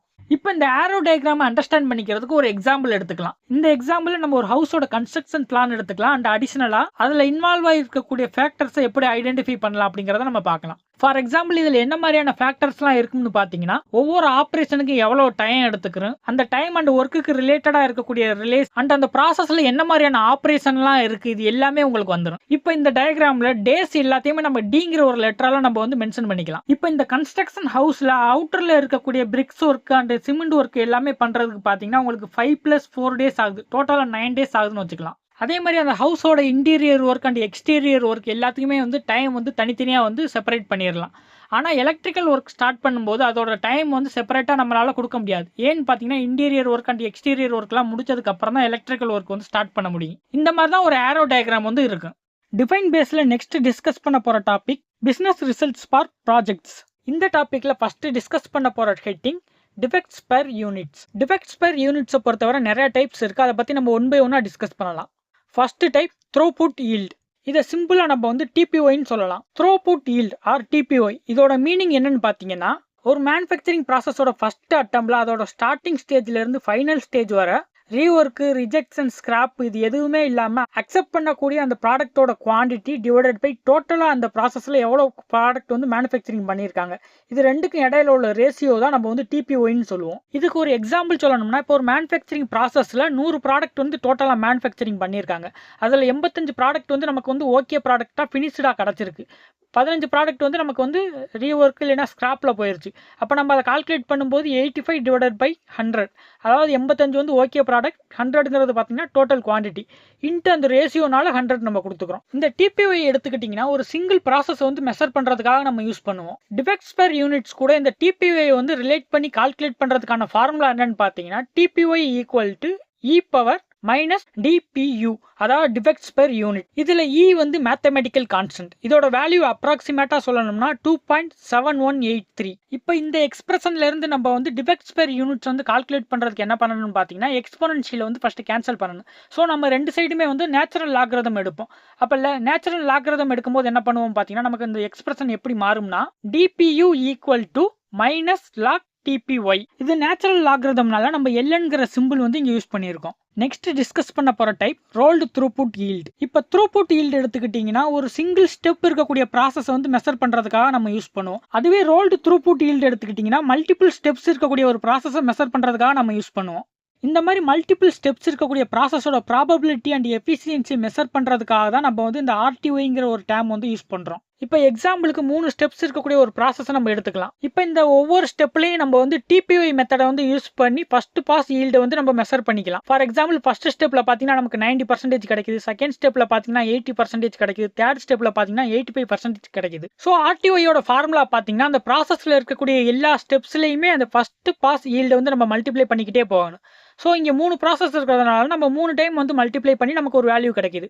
இதுதான் பார்த்தீங்கன்னா அந்த ஆர்டிஒயோட வேல்யூ. இப்போ இந்த 3 ஸ்டெப்போடையும் ஃபர்ஸ்ட் பாஸ் ஈல்டை மல்டிப்ளை பண்ணும்போது நமக்கு 61.2% கிடைக்குது. ஸோ ப்ராபபிலிட்டி நமக்கு வந்து சக்ஸஸ் ரேட்டாக 61.2% இருக்குது. இப்போ ஒரு சிங்கிள் ப்ராசஸோட டிஃபெக்ட்ஸ் நம்ம சொல்கிறதுக்கு டிஃபெக்ட்ஸ் பெர் யூனிட்ஸ்னு சொல்லிடலாம். இதுவே ஒரு மல்டிபிள் ப்ராசஸ் இருக்குன்னா நம்ம எப்படி சொல்லணும் பார்த்தீங்கன்னா டோட்டல் டிஃபெக்ட்ஸ் பெர் யூனிட்ஸ்னு நம்ம சொல்லணும். ஸோ இந்த டோட்டல் டிஃபெக்ட்ஸ் பெர் யூனிட் வந்து ஆர்டிஒய் கூட ரிலேட் ஆகக்கூடிய ஃபார்முலா பார்த்தீங்கன்னா RTY equal to e power minus TDPU. So total defects per யூனிட்டை நம்ம மெஷர் பண்ணுறதுக்கு எக்ஸ்போனன்ஷியலை கேன்சல் பண்ணணும். ஸோ ரெண்டு சைடுமே நம்ம வந்து நேச்சுரல் லாக்ரதம் யூஸ் பண்ணுவோம். ஸோ நமக்கு ஃபார்முலா எப்படி மாறும்னு பார்த்தீங்கன்னா TDPU equal to log minus ஆர்டிஒய்.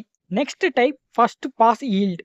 First pass ஈல்டை பொறுத்தவரை ஒரு ப்ராசஸில் மேனுஃபேக்சரிங் பண்ணும்போது ரீஒர்க் இல்லாமல் எவ்வளவு குவாலிட்டி ப்ராடக்ட் வந்து நம்ம வந்து மேனுஃபேக்சரிங் பண்ணுறோம் அதோட எஃபிஷியன்சி அதோட பெர்சன்டேஜை வந்து நம்ம மெஷர் பண்ணுறதுக்கு இதை யூஸ் பண்ணுறோம். இதோட ஃபார்முலா பார்த்தீங்கன்னா டோட்டல் குவாலிட்டி ப்ராடக்ட் எவ்வளோ கிடச்சிருக்கு டிவைடட் பை டோட்டலாக எவ்வளோ ப்ரொடியூஸ் பண்ணியிருக்கோம். இதில் டோட்டல் குவாலிட்டி ப்ராடக்ட்டை நம்ம எப்படி மெஷர் பண்ணிக்கலாமா, டோட்டல் யூனிட்லேருந்து எவ்வளோ டிஃபெக்ட் இருக்குங்கிறத நம்ம மைனஸ் பண்ணாலே நமக்கு டோட்டல் குவாலிட்டி ப்ராடக்ட் கிடச்சிருக்கு. ஃபார் எக்ஸாம்பிள் இப்போ டோட்டலாக வந்து நம்ம 100 ப்ராடக்ட் வந்து நம்ம மேனுஃபேக்சரிங் பண்ணுறோம்னா அதில் ஒரு 15 ப்ராடக்ட் வந்து நமக்கு வந்து டிஃபெக்டாக கிடைக்குது.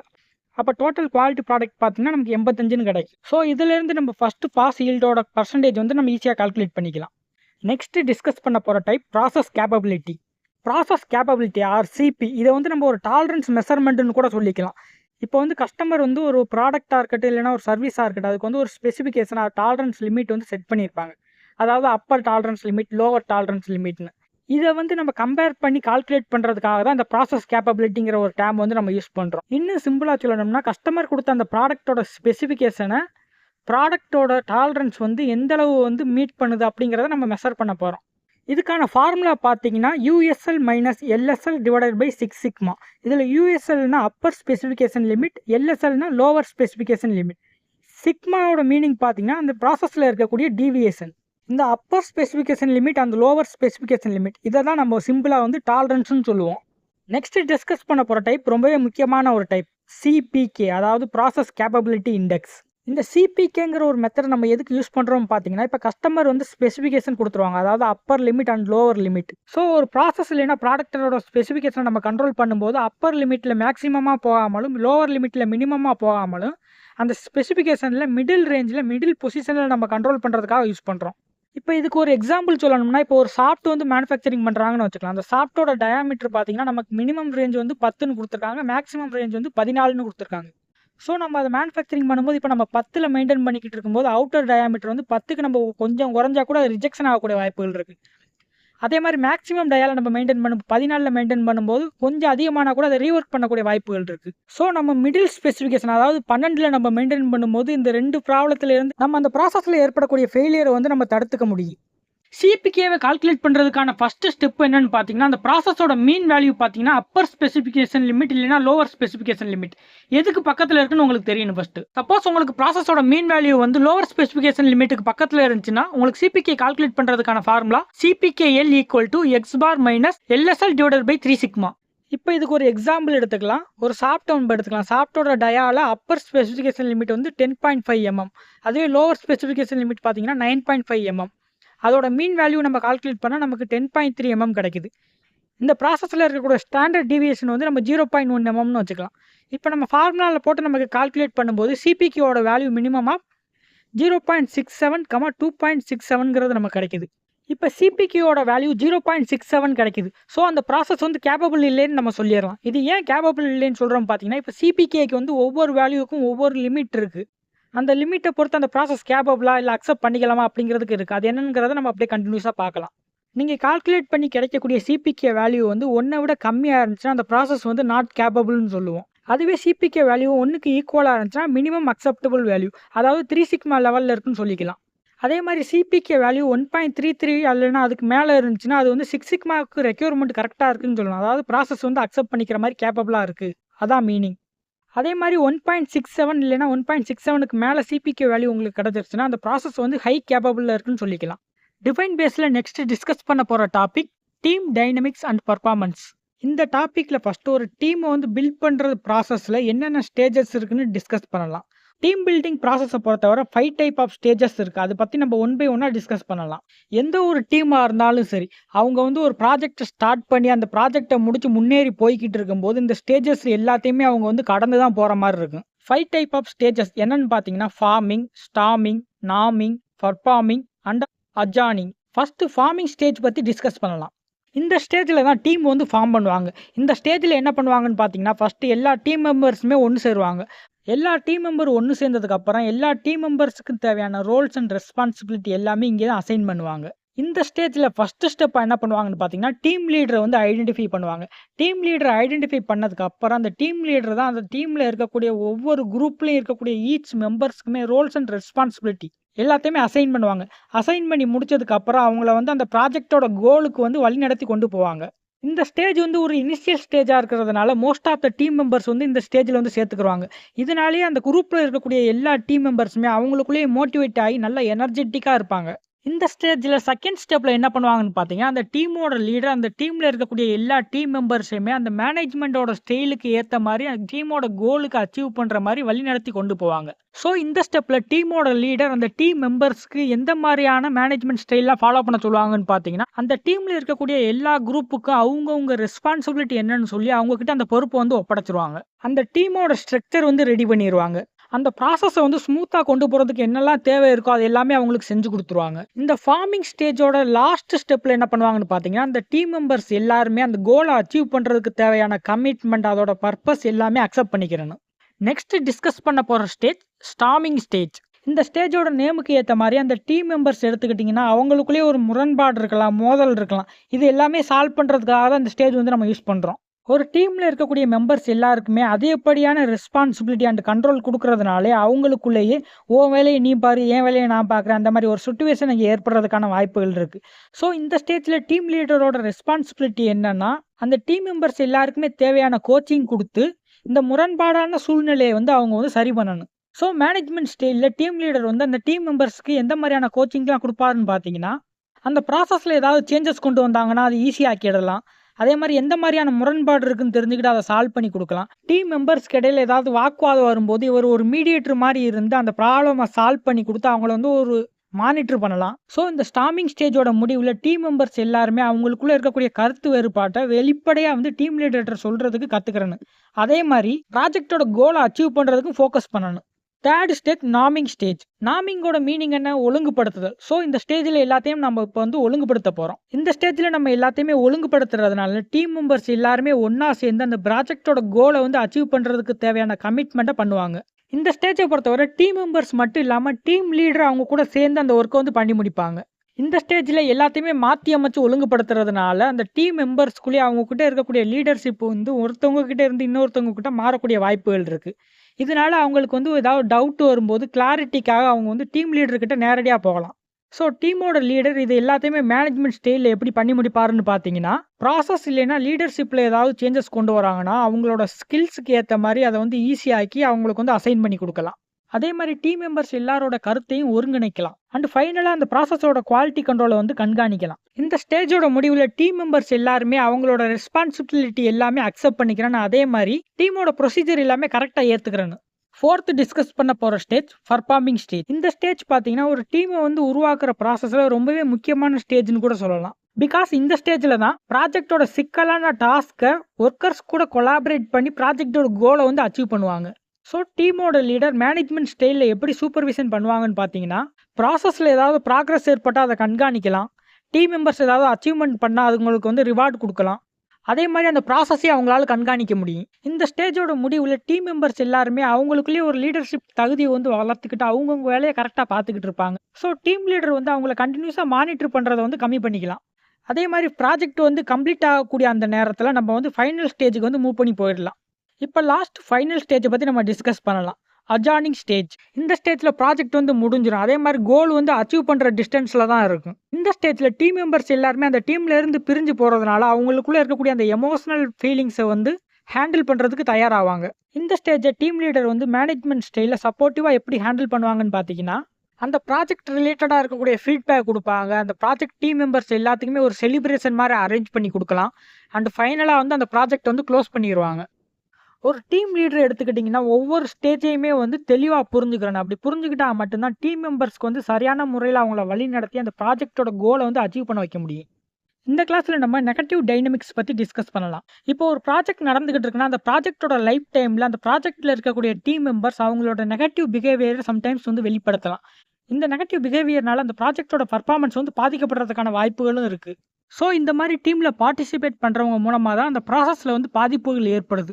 ஸோ யாரெல்லாம் பார்ட்டிசிபேட் பண்ணுறாங்க, அவங்க மூலமாக எந்த மாதிரியான பாதிப்புகள்லாம் ஏற்படுது, அதை லீடர்ஸ் எப்படி ஹேண்டில் பண்ணுவாங்க, அதை பற்றி நம்ம ஒன் பை ஒன்னாக டிஸ்கஸ் பண்ணலாம். First, over bearing participant. இவங்க அந்த டீமில் முக்கியமான பொசிஷனில் இருக்கக்கூடியவங்க. ஸோ அவங்களுக்கு அந்த டீமில் எந்த மாதிரியான முடிவு எடுக்கலாம், எந்த மாதிரியான முடிவு எடுக்கக்கூடாது அப்படிங்கிற ஒரு பவர் இருக்குது. ஸோ டீம் மெம்பர்ஸாக இருக்கட்டும், இல்லைன்னா வெளியே இருக்கிறவங்களா இருக்கட்டும், அவங்க அந்த ப்ராசஸை வந்து சேஞ்ச் பண்ணுறதுக்கு ஏதாவது ஐடியா கொடுக்கும்போது அந்த ஐடியா வந்து அந்த ப்ராசஸை வந்து ஏதாவது நெகட்டிவாக இம்பாக்ட் பண்ணுச்சுன்னா அந்த ஐடியாவை வந்து அக்செப்ட் பண்ணாம கண்ட்ரோல் பண்ணணும். இந்த ப்ராப்ளமை டீம் லீடர்ஸ் எப்படி ஹேண்டில் பண்ணுவாங்கன்னு பார்த்தீங்கன்னா, அந்த டீம்ல இருக்கக்கூடிய கிரவுண்ட் லெவலில் இருக்கக்கூடியவங்களுக்கு கூட ஒரு ரூலை வந்து செட் பண்ணிடுவாங்க. ஃபர்ஸ்ட் ரூலை செட் பண்ணி முடிச்சதுக்கு அப்புறம் அந்த டீம் மெம்பர்ஸ்ல இருக்கக்கூடிய எல்லாருமே அவங்களோட ஐடியா கொடுக்கறதுக்கான ஒரு வாய்ப்புகள் வந்து கொடுப்பாங்க. Next, dominant participant. அதாவது அந்த டீம்ல வந்து ஆதிக்கம் செலுத்தக்கூடிய பங்கேற்பாளர்கள். இவங்க ஒரு ப்ராசஸ்ல வந்து இருக்கக்கூடிய சின்ன சின்ன ப்ராப்ளம் கூட மற்றவங்க கிட்ட கொடுக்காம இவங்களே கவனம் செலுத்தி அதை பண்றதுனால அதிகப்படியான டைம் எடுத்துக்கிறாங்க. இந்த மாதிரி இவங்களே அந்த ப்ராசஸ்ல எல்லா வேலையும் எடுத்து பார்க்கறதுனால மற்ற பார்ட்டிசிபென்ட் வந்து சரியா வந்து பார்ட்டிசிபேட் பண்ண முடியாம போயிருது. ஸோ டீம் லீடர் வந்து இதை என்கரேஜ் பண்ணக்கூடாது. அதே சமயத்தில் அந்த ஒர்க் பண்ணக்கூடிய அவங்களோட எனர்ஜி வந்து குறையக்கூடாது. அந்த மாதிரி இவங்களை வந்து கட்டுப்படுத்தணும். Next type, reluctant participant. அதாவது தயக்கமுள்ள பங்கேற்பாளர்கள். இந்த டீம் மெம்பர்ஸ் அந்த டீமோட ஆக்டிவிட்டியில இவங்க பார்ட்டிசிபேட் பண்ணா இவங்களால சரியா பண்ண முடியாது அப்படிங்கறத பயந்து அந்த டீம் ஆக்டிவிட்டி எதுலையுமே இன்வால்வ் ஆகாம இருப்பாங்க. ஸோ டீமோட லீடர் இவங்க பண்ற சின்ன சின்ன விஷயத்துக்கு கூட பாசிட்டிவா வந்து என்கரேஜ் பண்ணி அவங்களை ஊக்குவிச்சு அந்த பிளானை நோக்கி சரியான வழி நடத்தி கொண்டு போகணும். டீம் ஒர்க்குங்கிறது ஒரு ஆட்டோமேட்டிக் ப்ராசஸ் கிடையாது. இதுக்கு வந்து ஒரு முன்னெச்சரிக்கையான மேனேஜ்மெண்ட் பிளான் வேணும். அப்படி இருந்தா மட்டும்தான் அந்த டீம் மெம்பர்ஸ் வந்து எந்த அளவு எஃபெக்டிவா வந்து ஒர்க் பண்றாங்க, எந்த மாதிரியான சேலஞ்சஸ் எல்லாம் ஃபேஸ் பண்ணுறாங்க அப்படிங்கிறத தெரிஞ்சு அதை வந்து நம்ம சால்வ் பண்ண முடியும். இந்த கிளாஸில் 6 சிக்மா டீம் ஸ்ட்ரக்சரில் யாரெல்லாம் இருக்காங்க அண்ட் அவங்களோட ரெஸ்பான்சிபிலிட்டி பற்றி டிஸ்கஸ் பண்ணலாம். இந்த டீமில் இருக்கக்கூடிய ஒவ்வொரு மெம்பர்ஸுமே அந்த ப்ராஜெக்டை சப்போர்ட் பண்ணுறதுக்கு முக்கியமாக இருக்கக்கூடிய இன்ஃபர்மேஷன், ரிசோர்ஸ் எல்லாமே ப்ரொவைட் பண்ணுவாங்க. டீம் ஸ்ட்ரக்சரில் ஃபர்ஸ்ட் இருக்கக்கூடியவங்க எக்ஸிக்யூட்டிவ் ஸ்பான்சர். இவங்களோட ரெஸ்பான்சிபிலிட்டி என்னன்னு பார்த்தீங்கன்னா, அந்த ப்ராஜெக்ட்டுக்கு தேவையான ரிசோர்ஸ் எல்லாமே ப்ரொவைட் பண்ணிடுவாங்க. அதே மாதிரி ப்ராஜெக்டோட டைரக்ஷனை வந்து செட் பண்ணி எதுக்கெல்லாம் முன்னுரிமை கொடுக்கணும் அப்படிங்கிறத இவங்க சொல்லிடுவாங்க. ஆக்சுவலாக அந்த எக்ஸிக்யூட்டிவ் ஸ்பான்சர் யாருன்னு பார்த்தீங்கன்னா, ஒரு ஃபங்க்ஷனல் மேனேஜராக இருக்கலாம், இல்லை அந்த ப்ராஜெக்டோட எக்ஸ்டர்னல் கஸ்டமராக இருக்கலாம். Next team member process owner. இவங்க அந்த ப்ராசஸை வந்து இம்ப்ரூவ் பண்ணுறதுக்கு பிளாக் பெல்ட் லெவலில் இருக்கக்கூடியவங்களோட ஜாயின் பண்ணி அவங்க கூட சேர்ந்து ஒர்க் பண்ணுவாங்க. இவங்க அந்த ப்ராசஸை வந்து எந்த மாதிரி கொண்டு போகலாம் அப்படிங்கிறதுக்கு ஒரு ஐடியா கொடுப்பாங்க. ஆக்சுவலாக இவங்க யாருன்னு பார்த்தீங்கன்னா, அந்த ப்ராஜெக்டில் இருக்கக்கூடிய functional manager. Next team members champions. இவங்க தான் அந்த ப்ராசஸோட அப்பர் லெவல் மேனேஜர். இவங்க தான் அந்த ரிசோர்ஸ் எல்லாமே கண்ட்ரோல் பண்ணி எங்கெங்கே எவ்வளோ கொடுக்கணும் அப்படிங்கிறத அலோகேட் பண்ணுவாங்க. இவங்க அந்த ப்ராஜெக்ட் வந்து அந்த ஆர்கனைசேஷனல் ஸ்ட்ராட்டஜி கோல் நோக்கி கரெக்டான வழியில் போய்கிட்டு இருக்கா அப்படிங்கிறத அப்பப்போ என்ஷூர் பண்ணிக்கிறாங்க. Next team member master black belt. இவங்க தான் அந்த ப்ராஜெக்ட்டில் என்ன மாதிரியான சிக்ஸ் சிக்மா டூல்ஸ்லாம் யூஸ் பண்ணணும் அப்படிங்கிறத கன்சல்ட் பண்ணி அவங்க எல்லாருக்குமே ப்ரொவைட் பண்ணுவாங்க. அண்ட் இது மட்டும் இல்லாமல் இவங்களுக்கு கீழே இருக்கக்கூடிய பிளாக் பெல்ட் லெவலில் இருக்கக்கூடிய டீம் மெம்பர்ஸ் எல்லாருக்குமே ட்ரைனிங் கொடுத்து அவங்கள கண்டினியூஸாக வந்து கண்காணிப்பாங்க. Next team member black belt. இவங்க தான் சிக்ஸ் சிக்மா ப்ராஜெக்டை தனியாக லீட் பண்ணி கொண்டு போவாங்க. அதே மாதிரி ப்ராஜெக்டோட பர்ஃபார்மன்ஸ் எல்லாமே டெப்த்தாக வந்து அனலைஸ் பண்ணுவாங்க. அண்ட் இது மட்டும் இல்லாமல் ப்ராசஸ் ஓனர் கூட சேர்ந்து கிரீன் பெல்ட் லெவலில் இருக்கக்கூடியவங்களுக்கு ஒரு மெண்டார் மாதிரி இருந்தால் அவங்கள வந்து சரியான முறையில் கைட் பண்ணி கொண்டு போவாங்க. Next team member green belt. இவங்க ப்ராஜெக்டில் வந்து ஒரு பார்ட் டைமாக ஒர்க் பண்ணிக்கிட்டு இருப்பாங்க. அதே மாதிரி சிக்ஸ் சிக்மா டூலில் ஒரு பேசிக் டூல் மட்டும் யூஸ் பண்ணி ஒரு குறிப்பிட்ட ஏரியாவில் சிறந்து விளங்கிக்கிட்டு இருப்பாங்க. Next team member executive. இவங்க டீமை சரியான முறையில் மேனேஜ் பண்ணி அதில் இருக்கக்கூடிய டிசிஷன் எல்லாமே சரியான நேரத்தில் எக்ஸிக்யூட் பண்ணுவாங்க. Next team member coach. இவங்க அந்த டீம் மெம்பர்ஸ் எல்லாருக்குமே கைட் பண்ணுறது, ட்ரைனிங் கொடுக்குறது, அந்த மாதிரி வேலையெல்லாம் பண்ணுவாங்க.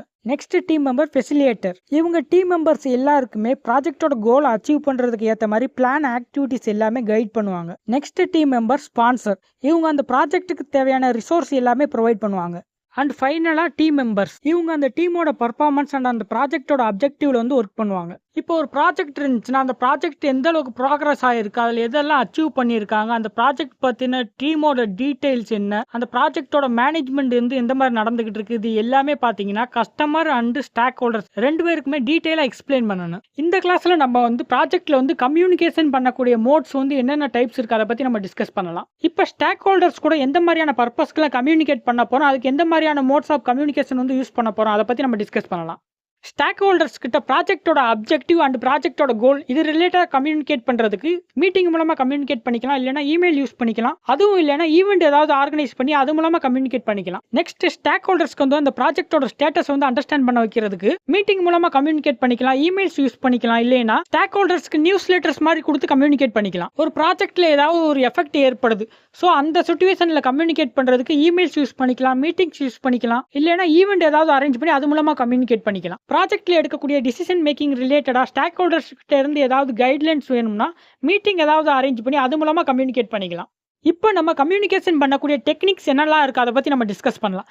ஜென்ரலாக கம்யூனிகேஷன் பண்ணுறதுக்கு நிறையா டெக்னிக் யூஸ் பண்ணுவாங்க. அதில் மோஸ்ட்டாக யூஸ் பண்ணக்கூடிய 3 முக்கியமான டெக்னிக்ஸ் பற்றி நம்ம இதில் டிஸ்கஸ் பண்ணலாம். கம்யூனிகேஷன் டெக்னிக்கில் ஃபஸ்ட்டு டிஸ்கஸ் பண்ண போகிற category based on direction.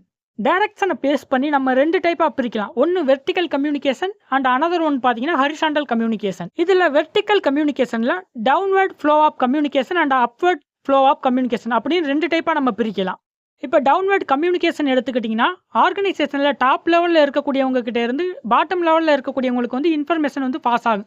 For example இப்போ மேனேஜர் தான் டாப் லெவலில் இருக்காங்கன்னா அவங்ககிட்ட இருந்து அவங்களுக்கு கீழே இருக்கக்கூடியவங்களுக்கு அப்படியே கண்டினியூஸாக இன்ஃபர்மேஷன் வந்து பாஸ் ஆகிக்கிட்டே இருக்கும். ஜென்ரலாக இந்த கேட்டகரியில் அந்த ப்ராஜெக்ட் ரிலேட்டடாக இருக்கக்கூடிய இன்ஸ்ட்ரக்ஷன் இல்லைன்னா ஒரு ட்ரைனிங் ரிலேட்டடான கம்யூனிகேஷன் வந்து மேனேஜர் லெவலில் இருந்து கீழே இருக்கவங்க லெவலில் உள்ளவங்களுக்கு பாஸ் ஆகும். வெர்டிக்கல் கம்யூனிகேஷனில் நெக்ஸ்ட் டைப் அப்வர்ட் கம்யூனிகேஷன்.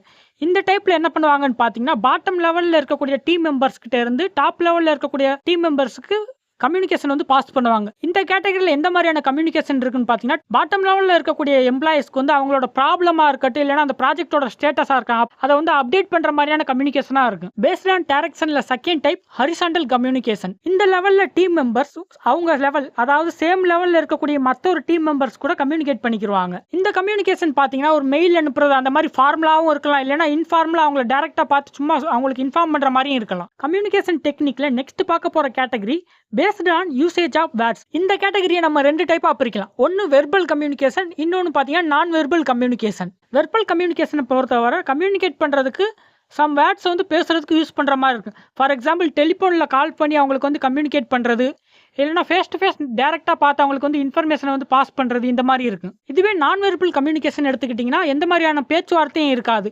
அவங்களுக்கு கம்யூனிகேட் பண்ணுறதுக்கு ஏதாவது ஒரு மெசேஜ் அனுப்புறது, மெயில் அனுப்புறது அந்த மாதிரி இருக்கும். கம்யூனிகேஷன் டெக்னிக்கில் லாஸ்ட்டாக டிஸ்கஸ் பண்ண போகிற category participation of the people involved. இந்த கேட்டகரி நம்ம 2 டைப்பாக பிரிக்கலாம். ஒன்று பார்த்தீங்கன்னா one way communication and another one பார்த்தீங்கன்னா 2 வே கம்யூனிகேஷன். இப்போ ஒன் வே கம்யூனிகேஷன் எடுத்துக்கிட்டிங்கன்னா இப்போ கம்யூனிகேட் பண்ணக்கூடியவங்க ஒரு மெசேஜ் ஆர் ஒரு இன்ஃபர்மேஷனை வந்து சென்ட் பண்ணுறாங்க. ஸோ அதை ரிசீவ் பண்ணக்கூடியவங்க கிட்ட இருந்து எந்த ஒரு ரெஸ்பான்ஸுமே எதிர்பார்க்காம ஒரு இன்ஃபர்மேஷனை வந்து பாஸ் பண்ணுறது.